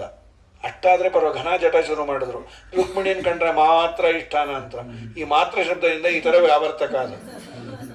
ಅದಲ್ಲದೆ ಸತ್ಯಭಾಮನ ಕಂಡ್ರೆ ಅಷ್ಟೇನಾ ಅಂತ. ಹ್ಞೂ ಅಂದ್ಬಿಟ್ಟು ನೀರು ಯಾರೋ ಬಂದು ಹೇಳ್ಬಿಟ್ರು, ಸತ್ಯಭಾಮ ನಿನ್ನ ಕಂಡ್ರೆ ನಿನ್ನ ಗಂಡಂಗೆ ಇಷ್ಟ ಇಲ್ಲ, ನೀ ಏನೋ ದೊಡ್ಡದಾಗಿ ಹೇಳ್ತೀವಿ, ನಮ್ಮ ಗಂಡಂಗೆ ನನ್ನನ್ನು ಕೊಂಡ್ರು ಮಾತ್ರ ಇಷ್ಟ ಅಂತ. ಏನಿಲ್ಲ, ನೋಡು ನಿಂಗೆ ಹೂ ಅಲ್ಲ, ಪೇಪರೂ ತೋರಿಸಿಲ್ಲ, ಆ ಹೂ ತಂದಿದ್ದು ರಾಣಿ ಚೂಸ್ಕೊಂಟ ಅಂದವಳು. ರಾತ್ರಿ ಕೃಷ್ಣ ಬಂದು ಬಾಗಿಲು ಬಡ್ದೆ. ಅದಿಲ್ಲ ಹರಿವಂಶದಲ್ಲಿ ಉಂಟು. ಯಾರು ಅಂದ್ಲು, ನಾನು. ಈ ನಾನು ತಾನು ಸರ್ವನಾಮದಲ್ಲಿ ಹೇಳಿದ್ರೆ ಗೊತ್ತಾಗಲ್ಲ ಅಂದು. ಗೊತ್ತಾಗುತ್ತೆ, ಗಂಡ ಬಂದಾಗ ಗೊತ್ತೇ ಆಗುತ್ತೆ. ಹೆಂಡತಿಗೆ 1-2 ತಿಂಗಳು ಸಂಸಾರ ಮಾಡಿದ್ರೆ ಅವ್ನು ನೈಟ್ ಶಿಫ್ಟ್ ಹೋಗಿ ಬಂದಾಗ ಅತ್ತೆ ಅಂದ್ಲು, ನೋಡಿ ಯಾರೋ ಬಂದಾಗಿದೆ. ಇನ್ಯಾರು? ನಿಮ್ಮ ಮಗನೇ. ಏನು ಕೂತಲ್ಲೇ ಹೇಳ್ತಿ? ಅಯ್ಯ, ಈ ಥರ ಹುಚ್ಚುಚ್ಚಾಗಿ ಬರೋದು ಅವರೊಬ್ಬರೇ ಅಂತ. ಅವರ ಕಾಲಿನ ನಡಿಗೆ ಶಬ್ದದಿಂದಲೇ ಇವ್ರಿಗೆ ಅವರು ಬಿಟ್ಟು ಬೇರೆ ಅಲ್ಲ ಅಂತ ಗೊತ್ತಾಗಿರುತ್ತೆ. ನಾನು ಅಂದಾಗ ಯಾರು ನೀನು? ನೀರೊಳ್ಳು ಮುಳುಗಿದ ನಿಗಮಚ್ಚೋರನ್ನ ಕೊಂದ ನೀರಜಾಕ್ಷನೆ ಭಾಮೆ ನಾನು, ನೀರಜಾಕ್ಷನೆ ಭಾಮೆ. ನಾರುವ ಮೈಯನು ತೋರದೆ ಎನ್ನೋಳು ಸಾರಿ ದೂರನಿ ಪೋಗೋ ರಂಗ, ಸಾರಿ ದೂರನಿ ಪೋಗೋ.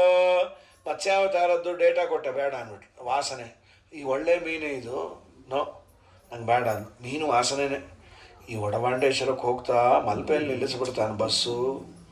ಸಂಧ್ಯಾವಂದನೆ ಬಿಟ್ಟವರು 5 ನಿಮಿಷ ಪ್ರಾಣಾಯಾಮ ಮಾಡ್ತಾರೆ, ದುರ್ವಾಸನೆ ಮೂಗಿಡ್ಕೊಂಡು. ಹಾಗಾಗಿ ಮಂದರಗಿರಿಯನು ಬೆನ್ನಲಿ ಪಾತಂತ ಸುಂದರ ವದನನೆ ಭಾಮೆ ನಾನು, ಸುಂದರ ವದನನೆ ಭಾಮೆ. ಕೂರ್ಮಾವತಾರ ನೋ, ಇವತ್ತೇನು ಭಾರ ಇಲ್ಲ, ನಾಳೆ ಬಾ. ಹೀಗೆಲ್ಲ ಹೇಳಿ ಕಡೆಗೆ ಸರ್ವ ಪ್ರಾಣಿಗಳನ್ನು ಉದರದಲ್ಲಿಟ್ಟುಕೊಂಡು ಶರದಿಯೊಳು ಮಲಗಿದೆ ಭಾಮೆ ನಾನು, ಶರದಿಯೊಳ್ ಮಲಗಿದೆ ಭಾಮೆ ಸಿರಿಹೇವದ ನನ್ನ ಚರಣಕ್ಕೆ ಎರಗುತ್ತ ತೆಗೆದಳು ಬಾಗಿಲ ಭಾಮೆ. ಆಗ ಬಾಗಿಲು ತೆಗೆದು ನಂತರದಲ್ಲಿ ಪರಮಾತ್ಮ ಅವಳನ್ನು ಕಟ್ಕೊಂಡು ಹೋಗಿ ಅವನನ್ನು ನರಕಾಸುರನನ್ನು ಸಂಹಾರ ಮಾಡಿ ಅವನ ಮಗ ಭಗದತ್ತ ಅಂತ ಕುಬೇರ, ಅವನಿಗೆ ಸುಪ್ರತೀಕ ಅನ್ನೋ ಆನೆ ಕದ್ಕೊಂಡ್ಬಂದ್ಬಿಟ್ಟಿದ್ದೇವನು. ಆ ಆನೆ ಸಲುವಾಗಿ ಇವನು ಹುಟ್ಟಿದ್ದ. ಭೂದೇವಿ ಪ್ರಾರ್ಥನೆ ಮಾಡಿದ ಮೇಲೆ ಮೊಮ್ಮಗನಿಗೆ ರಾಜ್ಯ ಕೊಟ್ಟು ನಂತರದಲ್ಲಿ ಸ್ವರ್ಗಕ್ಕೆ ಹೋಗಿ ಅಲ್ಲಿ ತರಬೇಕಾದ್ರೆ ಜಗಳ ಎಲ್ಲ ಆಗಿ ದೇವರು ಎಲ್ಲರನ್ನು ಗೆದ್ದು ಪಾರಿಜಾತವನ್ನು ತಂದ. ಅದಕ್ಕೆ ನಾವು ಪ್ರಯಾಣ ಮಾಡಬೇಕಾದ್ರೆ ಇದನ್ನು ಚಿಂತನೆ ಮಾಡಿ ಪ್ರಯಾಣೆ ಗರುಡಾರೂಢಂ ಪಾರಿಜಾತ ಹರಂ ಹರಿಂ ಸತ್ಯಭಾಮಾಯುತಂ ಧ್ಯಾಯೇತ್. ನೀನು ಇದನ್ನು ಚಿಂತನೆ ಮಾಡಿದ್ರೆ ನಿನ್ನ ಪ್ರಯಾಣವು ಚೆನ್ನಾಗಿ ಸಾಗತ್ತೆ. ಯಾಕೆಂದರೆ ಎಲ್ಲ ಕಡೆ ಗೆಲುವು, ಹರ್ಡಲ್ಸ್ ಅನೇಕ ಇದ್ದರೂ ದೇವರು ಎಲ್ಲವನ್ನ ದಾಟಿ ಬಂದಿದ್ದಾನೆ ಅಂತ ದೇವರನ್ನು ಚಿಂತನೆ ಮಾಡಿದರೆ ನನ್ನ ಜೀವನ ಪ್ರಯಾಣದಲ್ಲೂ, ಈ ಪ್ರಯಾಣ ಊರಿಂದ ಊರಿಗೆ ಹೋಗೋದು ಅದು ಒಂದಾಯಿತು, ಈ ಜೀವನ ಪ್ರಯಾಣದಲ್ಲೇ ಅದಕ್ಕೆ ಲಕ್ಷ್ಮೀ ಶೋಭಾನದಲ್ಲಿ ಪ್ರಾರಂಭದಲ್ಲೇ ಗರುಡ ವಾಹನನಾಗಿ ದೇವರನ್ನು ಚಿಂತನೆ ಮಾಡಿ ಶೋಭಾನವೆನ್ನೀರೆ ಸುರರೊಳು ಸುಭಗನಿಗೆ ಶೋಭಾನವೆನ್ನೀರೆ ತ್ರಿವಿಕ್ರಮಗೆ ಶೋಭಾನವೆನ್ನೀರೆ ತ್ರಿವಿಕ್ರಮರಾಯಗೆ ಅಂಥೇಳಿ ಲಕ್ಷ್ಮೀನಾರಾಯಣನ ಚರಣಕ್ಕೆ ಎರಗುವೆ ಪಕ್ಷಿವಾಹನ್ನಾಗೆ ಎರಗುವೆ ಪಕ್ಷಿವಾಹನ್ನಾಗೆ ಎರಗುವೆ ಅನುದಿನ ರಕ್ಷಿಸಲಿ ನಮ್ಮ ವಧುವರರ. ಪಕ್ಷಿವಾಹನ ಅಂದರೆ ಗರುಡಾರೂಢನಾದ ದೇವರನ್ನು ಚಿಂತನೆ ಮಾಡ್ತೇನೆ. ನಾನಾ ತರಹದ ಮಾನಸಿಕವಾದ ವಿಷಗಳು, ಹೊರಗಿನ ಆಹಾರದ್ದಿರಲಿ, ಅವ್ರನ್ನ ಕಂಡ್ರೆ ಇವ್ರಿಗಾಗಲ್ಲ, ಇವ್ರನ್ನ ಕಂಡ್ರೆ ಅವ್ರಿಗಾಗಲ್ಲ, ಅವರು ಹಚ್ಚಿದ್ದು ಇವ್ರು ಹಚ್ಚಿಟ್ಟಿದ್ದು, ಈ ವಿಷ ಪರಿಹಾರ ಆಗಬೇಕು ಅಂದರೆ ಗರುಡವಾಹನನಾದ ಗರುಡಾರೂಢನಾದ ಗರುಡ ಧ್ಯಾನದಿಂದ ವಿಷ ನಿವೃತ್ತಿ ಆಗುತ್ತೆ. ಪಕ್ಷಿವಾಹನಾಗೆ ಎರಗುವೆ ಅಂತ. ಇದಾದ ಮೇಲೆ ಕೃಷ್ಣನಿಗೆ ಪ್ರದ್ಯುಮ್ನ ಅಂತ ರುಕ್ಮಿಣಿಯಲ್ಲಾದ ಮಗ, ಆ ಪ್ರದ್ಯುಮ್ನನಿಗೆ ಶುಭಾಂಗಿ ಅಂತ ರುಕ್ಮಿಯ ಮಗಳನ್ನು ಕೊಟ್ಟು ಮದುವೆ ಮಾಡಿದ್ರು. ಇಷ್ಟೆಲ್ಲ ದ್ವೇಷ ಮಾಡೋ ರುಕ್ಮಿ ಯಾಕೆ ಕೊಟ್ಟ ಕೃಷ್ಣನ ಮಗನಿಗೆ ಅಂದರೆ ಅವನಿಗೊಂದು ರುದ್ರದೇವರು ಇದು ಕೊಟ್ಟಿದ್ರು, ಗದೆ. ಇಡೀ ಜಗತ್ತೆಲ್ಲ ಗೆಲ್ತಾ ಇದ್ದ. ರುದ್ರದೇವರು ಒಂದು ಕ್ಲಾಸ್ ಹಾಕಿದ್ರು, ಕೃಷ್ಣನ ವಿರೋಧ ಮಾಡಿದ್ರೆ ಗದೆ ವಾಪಸ್ ಹೊಟ್ಟೋಗುತ್ತೆ ಅಂತ. ಏನು ಕರ್ಮವೋ ಅವನು, ಕೃಷ್ಣನ ಕಂಡ್ರಾಗಲ್ಲ, ಗದೆ ಎತ್ತ ಆಗಿಲ್ಲ, ಏನು ಅಂದ ಇಲ್ಲ, ಬಚ್ಚಿಟ್ಕೊಂಡೆ ಅಂತ.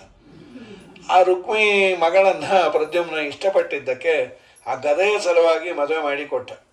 ಹೀಗೆ ಅವರ ಕಥೆಯನ್ನು ಹೇಳಿ ಪರಮಾತ್ಮನಿಗೆ 16,108 ಜನರಲ್ಲಿ 10 ಮಕ್ಕಳು. ಇಲ್ಲಿ ಕೃಷ್ಣನ ಅನೇಕ ವಿಷಯವನ್ನು ಹೇಳಿ ಬೇರೆ ಬೇರೆ ವ್ರತಗಳನ್ನೆಲ್ಲ ಹೇಳ್ತಾರೆ. ಸ್ತ್ರೀಯರು ಯಾವುದೇ ವ್ರತವನ್ನು ಮಾಡಬೇಕಾದರೂ ಗಂಡನ ಪರ್ಮಿಷನ್ ಕೇಳಬೇಕು. ಇಲ್ಲೊಂದು ಶ್ರೀಕೃಷ್ಣ ತುಲಾಭಾರ ಒಂದು ಸಿನಿಮಾ ಇತ್ತಲ್ಲ, ಅದು ಇಲ್ಲೇ ಹೇಳೋದು. ಈ ಪತಿಯ ಒಂದು ದಾನದ ಇದಿದೆ, ಪತಿದಾನ ಅಂತ ಒಂದಿದೆ. ಇದು ಹೇಳಿಬಿಟ್ರೆ ಈಗ ನೋಡಿ ತುಂಬ ಜನ ಮಾಡಿಬಿಡ್ತಾರೆ. ಪತಿದಾನ ಮಾಡಿದ ಮೇಲೆ ಏನು ಅಂದರೆ, ಸತ್ಯಭಾಮ ಮಾಡಿದ್ಲಂತೆ, ನಾರದರಿಗೆ ಕೃಷ್ಣನನ್ನು ದಾನ ಮಾಡಿ ಆ ಕೃಷ್ಣನ ವೆಯ್ಟಿಗೆ ತಕ್ಕಷ್ಟು ಅವ್ರು ಏನು ಕೇಳ್ತಾರೋ ಅದನ್ನು ಕೊಡೋದು. ಬೆಳ್ಳಿಯೋ ಬಂಗಾರವೋ ಹಣ್ಣೋ ತುಲಾಭಾರವನ್ನು ಮಾಡಿ ಆ ಆಚಾರ್ಯರಿಗೆ ಕೊಡೋದು. ಇದು ಪತಿದಾನ.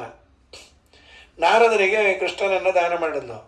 ಈ ನಾರದರಂದರು ಕೃಷ್ಣ ಬಾ ನಮ್ಮ ಮನೆಗೆ ಅಂತ. ಸತ್ಯಭಾಮ ಅಂದ್ಲು, ಸ್ವಾಮಿ ನಿಮ್ಗೇನು ಬೇಡ, ನಂಗೆ ಕೃಷ್ಣನೇ ಸಾಕು ಒಂದು. ಗೋವಿಂದ ಅದು ಮಾಡಬೇಡಿ, ದಯಮಾಡಿ ಏನಾದರೂ ತೊಗೊಳ್ಳಿ. ಸರಿ, ಸುಮ್ಮನೆ ನಾಟಕ ಆಡಿದ್ರೆ ಹಾಕು. ಏನೇನೋ ಇಟ್ಲು ಬರವಲ್ತು ಮೇಲೆ. ಆಮೇಲೆ ಒಂದು ತುಳಸಿ ದಳವನ್ನು ಹಾಕಿದ ಮೇಲೆ ಬಂತು. ಅದಕ್ಕೆ ಸಮಾನವಾದದ್ದು ಯಾವುದೂ ಇಲ್ಲ ಅಂತ ಅದನ್ನು ಇಲ್ಲಿ ಸಿನಿಮಾ ಒಂದು ಇದು ಫೋಟೋನು ಕೊಟ್ಟಿದ್ದಾರೆ ಪಾಪ ಇದರಲ್ಲಿ, ಕೃಷ್ಣನ ತುಲಾಭಾರದ್ದು. ರಾಮಚಂದ್ರಾಚಾರ್ಯರ ತೋರಿಸ್ಬೇಕಿಲ್ಲ, ಅವ್ರಿಗೆ ದೊಡ್ಡದು ಮಾಡಿಸ್ತಾರೆ. ಈ ಹರಿವಂಶದ ಕಾಪಿಯಲ್ಲಿ ಅವರೊಂದು ಕಲ್ಪನೆ ನೋಡೋರ್ಗೆ ಅನುಕೂಲ ಆಗಲಿ ಅಂತ ಕೃಷ್ಣನನ್ನು ಕೂಡಿಸಿ ನಾರದರು ಕೇಳಿದಾಗ ತುಲಾಭಾರ ಮಾಡಿದ್ದು. ತುಲಾ ಇಲ್ಲಿಲ್ಲ, ಅದರ ಅಂಶ ಇದನ್ನು ವಿಷಯಗಳನ್ನು ಹೇಳ್ತಾರೆ. ಉಮಾದೇವಿ ಏನೇನು ವ್ರತ ಮಾಡಬೇಕು ಏನೋ, ಈ ಹೆಣ್ಣು ಮಕ್ಕಳು ಯಾವುದೇ ವ್ರತ ಮಾಡಬೇಕಾದ್ರೆ ಇದೊಂದು ಸುಲಭವಾದದ್ದೊಂದು ಮಾಡಬಹುದು. ಎಲ್ಲ ನದಿಗಳಲ್ಲಿ ತೀರ್ಥಗಳಲ್ಲಿ ಸ್ನಾನ ಮಾಡಬೇಕು, ಅದು ಸಾಧ್ಯ ಇಲ್ಲ, ಎಲ್ಲೂ ಹೋಗ್ಲಿಕ್ಕಾಗತ್ತೆ. ಅದಕ್ಕೆ ಗೋವಿನ ಬಲಕೊಂಬು ಇದೆಯಲ್ಲ, ಆ ಬಲಗೊಂಬಿಗೆ ಒಂಚೂರು ನೀರು ಹಾಕಿ ಅದನ್ನು ಸಂಗ್ರಹ ಮಾಡಿ ಅದನ್ನು ಗಂಡನ ಕೈಯಲ್ಲಿ ಪ್ರೋಕ್ಷಣೆ ಮಾಡಿಕೊಂಡ್ರೆ ಪ್ರಪಂಚದಲ್ಲಿರುವ ಎಲ್ಲ ತೀರ್ಥಗಳ ಸನ್ನಿಧಾನ ಆ ನೀರಲ್ಲಿದೆಯಂತೆ. ಅದನ್ನು ಹರಿವಂಶದಲ್ಲೇ ಹೇಳ್ತಾರೆ. ಅದರಲ್ಲೂ ಕಪಿಲ ಗೋವು ತುಂಬ ಶ್ರೇಷ್ಠವಾದದ್ದು. ಕಪಿಲ ಗೋವು ಅಂದರೆ ಕಂದು ಬಣ್ಣದ್ದು, ಯಾವುದೋ ಒಂದು ನಮ್ಮನ್ನು ಗುಮ್ದೇ ಇರೋ ಒಂದು ಗೋವು. ಬಲ ಕೊಂಬಿಗೆ ನೀರನ್ನು ಅಭಿಷೇಕ ಮಾಡಿ ಆ ನೀರನ್ನು ಹಿಡ್ಕೊಂಬಂದು ಪತಿಯ ಕೈಯಲ್ಲಿ ಪ್ರೋಕ್ಷಣೆ ಮಾಡಿಸಿಕೊಂಡ್ರೆ ಪ್ರಪಂಚದಲ್ಲಿರುವ ಎಲ್ಲ ತೀರ್ಥಗಳ ಸ್ನಾನವು ಮಾಡಿದಾಗತ್ತೆ. ಯಾವುದೇ ವ್ರತವನ್ನು ಮಾಡಬೇಕಾದರೂ ಇದನ್ನು ಮಾಡಿ ಮಾಡಿ ಅಂತ ಹರಿವಂಶ ಹೇಳಿದೆ. ಯಾರಿಗೆ ಮನೆಯಲ್ಲೇ ಗೋವಿದ್ದವ್ರಿಗೆ ಇದು ತುಂಬ ಸುಲಭ, ಹೊರಗಿದ್ದರೆ ಕಷ್ಟ. ಅಂತೂ ಯಾವುದನ್ನು ದೊಡ್ಡ ವ್ರತ ಮಾಡೋರಿಗೆ ಇಟ್ ಈಸ್ ಪಾಸಿಬಲ್. ಪಂಚಗವ್ಯದ ಜೊತೆ ಇದನ್ನು ಮಾಡ್ಕೊಂಬರೋದು, ಒಂಚೂರು ನೀರು ತೊಗೊಂಡೋಗಿ, ಅದು ಪಾಪ ಕಟ್ಟಿರಬೇಕು, ಅದು ಇಲ್ಲಾಂದ್ರೆ ಗುಂಬಿಟ್ರೆ ಕಷ್ಟ. ಇಷ್ಟನ್ನು ಹೇಳಿ ಆದಮೇಲೆ ಮುಂದೆ ವಿಶೇಷವಾಗಿ ಭವಿಷ್ಯತ್ ಪರ್ವ ಅಂತ, ಅಲ್ಲಿ ಏನಾಗಿದೆ ಅಂದರೆ ಮುಂದೆ ಏನೇನಾಗುತ್ತೆ ಏನು ಎತ್ತ ಅಂತ ಹೇಳ್ತಾ ಈ ಜನ್ಮೇಜಯ ರಾಜನೇ ಕೇಳ್ತಾನೆ, ಸ್ವಾಮಿ ಯಾವುದೇ ವೇದವ್ಯಾಸ ದೇವರು ಬಂದಿದ್ದರು ಅವನ ಮನೆಗೆ, ಯಾವುದೇ ರಾಜಸೂಯ ಯಾಗದಲ್ಲೂ ಅದು ಕ್ಲೈಮ್ಯಾಕ್ಸ್ ಬಂದು ಆ್ಯಂಟಿ ಕ್ಲೈಮ್ಯಾಕ್ಸ್ ಆಯಿತು, ಯುದ್ಧದಲ್ಲೇ ಪರ್ಯವಸಾನ. ಪಾಂಡವರು ಮಾಡಿದ್ರು, ಮಹಾಭಾರತ ಯುದ್ಧ ಆಯಿತು.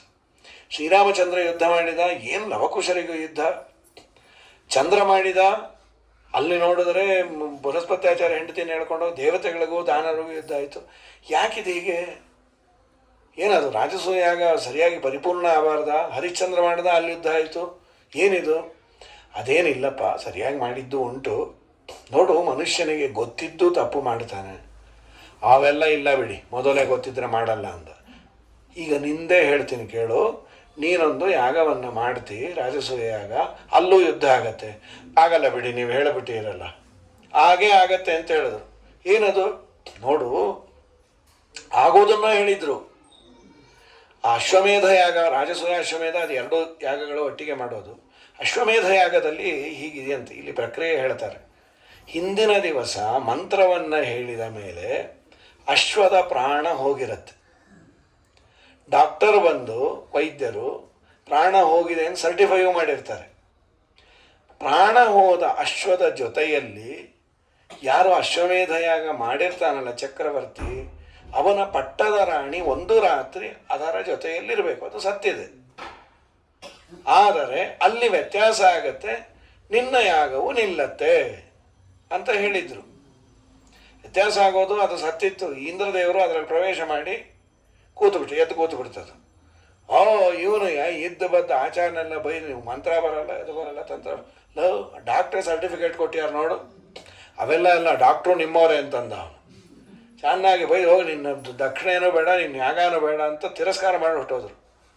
ಇನ್ನು ಬೇರೆ ಆಚಾರ ಬರಲಿಲ್ಲ, ಅರ್ಧಂಬರ್ಧ ಬಿಲ್ಡಿಂಗ್ ಕಟ್ಟಿದಾಗೆ, ಬೇರೆ ಅವನು ಬರಲ್ಲ, ನಮ್ಮವನು ಕಾಣಲ್ಲ, ಇನ್ನೇನು ಗತಿ. ಆಮೇಲೆ ಇನ್ಯಾರೋ ಬಂದು ಅದನ್ನೆಲ್ಲ ಪರಿಪೂರ್ಣ ಮಾಡಿ ಆ ಬ್ರಾಹ್ಮಣರನ್ನು ಬೈದದ್ದಕ್ಕೆಲ್ಲ ಇವನು ಪಾಪ ಬಂದು 1/10 ದಕ್ಷಿಣೆ ಕೊಟ್ಟು, ಗೊತ್ತಿದ್ದೂ ಆಗತ್ತೆ, ಅದು ಭಗವತ್ ಸಂಕಲ್ಪ ಅಷ್ಟೇವನ, ಅಶ್ವಮೇಧ ರಾಜಸೂಯಾಗ ಮಾಡಿದರೆ ಹಾಳಾಗತ್ತೆ ಅಂತಲ್ಲ ಅಂತ ಆ ವಿಚಾರವನ್ನು ತಿಳಿಸಿ, ಮುಂದೆ ವಿಶೇಷವಾಗಿ ದೂರ್ವಾಸರಿಗೆ ತುಂಬ ತೊಂದರೆ ಕೊಟ್ಟರು. ಹಂಸ ಡಿಬಿಕ ಅಂತ ಇಬ್ಬರು.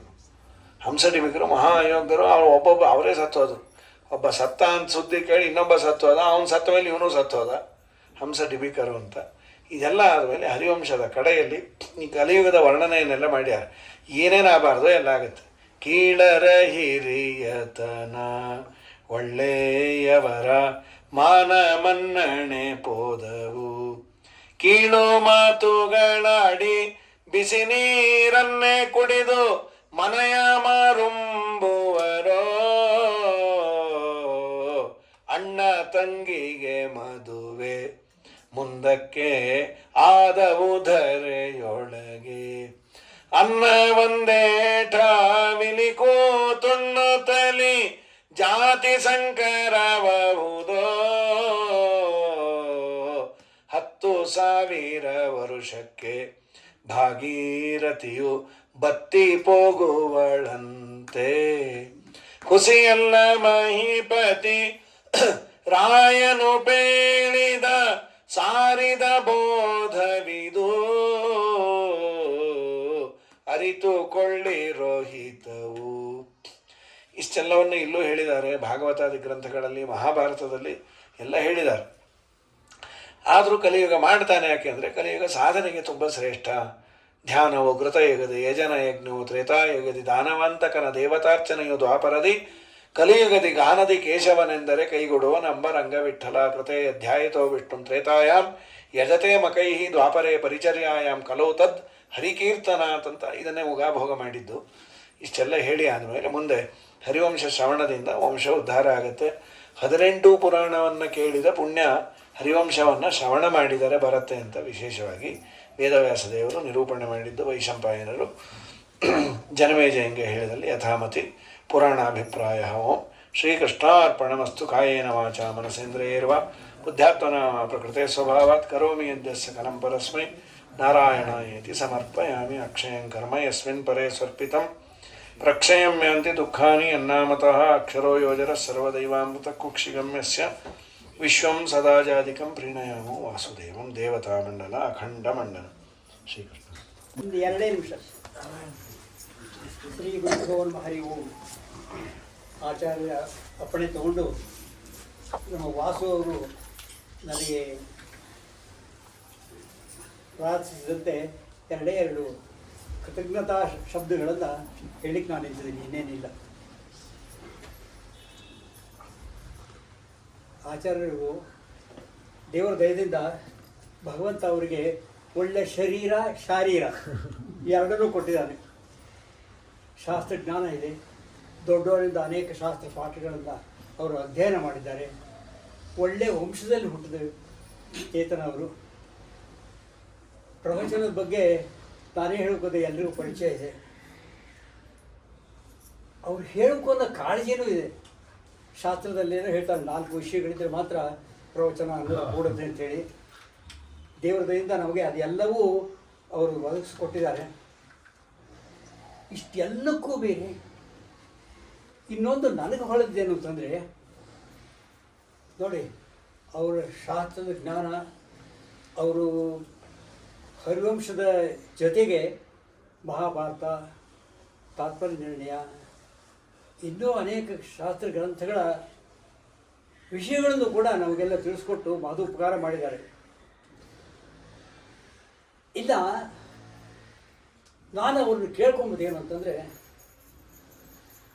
ಅದಕ್ಕಿಂತ ಮುಂಚೆ ಒಂದು ನನಗನ್ಸಿದ್ದು ಹೇಳ್ತೀನಿ. ಭಗವಂತ ನಾನು ಹೇಳಿದಾಗ ಈಗ ಅವರಿಗೆ ಶಾಸ್ತ್ರಜ್ಞಾನ ಅದು ಎಲ್ಲ ಕೊಟ್ಟಿದ್ದ ಜೊತೆಗೆ ಇನ್ನೊಂದು ವಿಶೇಷವಾದ ಒಂದು ವಿಷಯ ಅವರಲ್ಲಿದೆ. ನನಗೆ ಗೊತ್ತೇನು ಅಂತಂದರೆ, ಯಾರೋ ಒಬ್ಬರು ವ್ಯಕ್ತಿ ಮಾತಾಡಿದಾಗ, ಅದು ಶಾಸ್ತ್ರ ವಿಚಾರ ಇರ್ಬೋದು, ಲೌಕಿಕ ಇರ್ಬೋದು, ಮತ್ತೇನೇ ಇರ್ಬೋದು, ಅದು ಆ ಶ್ರೋತೃವಿಗೆ ತಲುಪಬೇಕು ಅಂತಂದರೆ ಆ ಹೇಳುವವರಿದ್ದಾರಲ್ಲ, ಅವರ ಒಳಗೆ ಒಂದು ಅಂತಃಶಕ್ತಿ ವಿಶೇಷವಾಗಿದ್ದರೆ ಮಾತ್ರ ಅದ್ರ ಪರಿಣಾಮ ಆಗುತ್ತೆ. ಇಲ್ಲವಾದರೆ ಹೇಳ್ತಾರೆ, ಕೇಳ್ತಾರೆ, ಸಂತೋಷ ಪಡ್ತೀವಿ, ಮರಿತೀವಿ. ಇಲ್ಲಿ ಹಾಗಾಗಿಲ್ಲ. ಆಚಾರ್ಯರ ಒಳಗೆ ಸ್ವಾಮಿ ನಿಂತು ವಿಶೇಷ ಅನುಗ್ರಹ ಮಾಡಿ ಅವರು ವಿಶೇಷ ಶಕ್ತಿ ಕೊಟ್ಟು ಆ ಅಂತಃಸತ್ವ ಇರೋದ್ರಿಂದ ಅವರ ಒಂದು ಪ್ರವಚನ ಇದು ನಮಗೆ ಬಹಳ ಪರಿಣಾಮಕಾರ ಆಗುತ್ತೆ ಅನ್ನೋದನ್ನು ನಾನು ತಿಳಿಸಿ ಅವರಿಗೆ ಕೃತಜ್ಞತೆ ನಾವು ಹೇಗೆ ಹೇಳಬೇಕು ಇಲ್ಲ, ಹೇಳಲಿಕ್ಕೆ ನಮಗೆ ಶಬ್ದಗಳಿಲ್ಲ. ಬಟ್ ಒಂದು ಪ್ರಾರ್ಥನೆ ಅಂತೂ ಮಾಡ್ತೀವಿ. ಏನಪ್ಪ ಅಂತಂದರೆ, ನಮಗೆ ಇಷ್ಟೆಲ್ಲ ಶಾಸ್ತ್ರ ಗ್ರಂಥಗಳ ಶ್ರವಣ ಮಾಡಿದ್ದೀರಿ. ವಾಸು ಕೇಳ್ಕೊಂಡಂಗೆ ಶ್ರವಣವೇ ಮೊದಲಾದ ನವವಿಧ ಭಕುತಿಯ ತವಕದಿಂದಲೂ ಕೊಡೋ ಹರಿ ಪ್ರಿಯ ಪವಮಾನ ಆಚಾರ್ಯರೇ. ಅಲ್ಲಿ ಪವಮಾನದಿಂದ ಕೇಳ್ಕೊಂಡ್ರೆ ನಾವೆಲ್ಲ ಈ ಪವಮಾನಾಚಾರ್ಯ ಕೇಳ್ಕೊತಾ ಇದ್ದೀವಿ. ಸ್ವಾಮಿ ಪದೇ ಪದೇ ನಮಗೆ ಶಾಸ್ತ್ರಜ್ಞಾನ ಕೊಟ್ಟು ನಮಗೆ ಉದ್ಧಾರ ಮಾಡಬೇಕು ಅಂತ ಹೇಳಿ ಈ 2 ತೊಂದು ಮಾತುಗಳನ್ನು ಹೇಳಿ ನಮಗೆಲ್ಲರ ಪರವಾಗಿ ಕೃತಜ್ಞತೆ ಸಲ್ಲಿಸಿ ನಾನು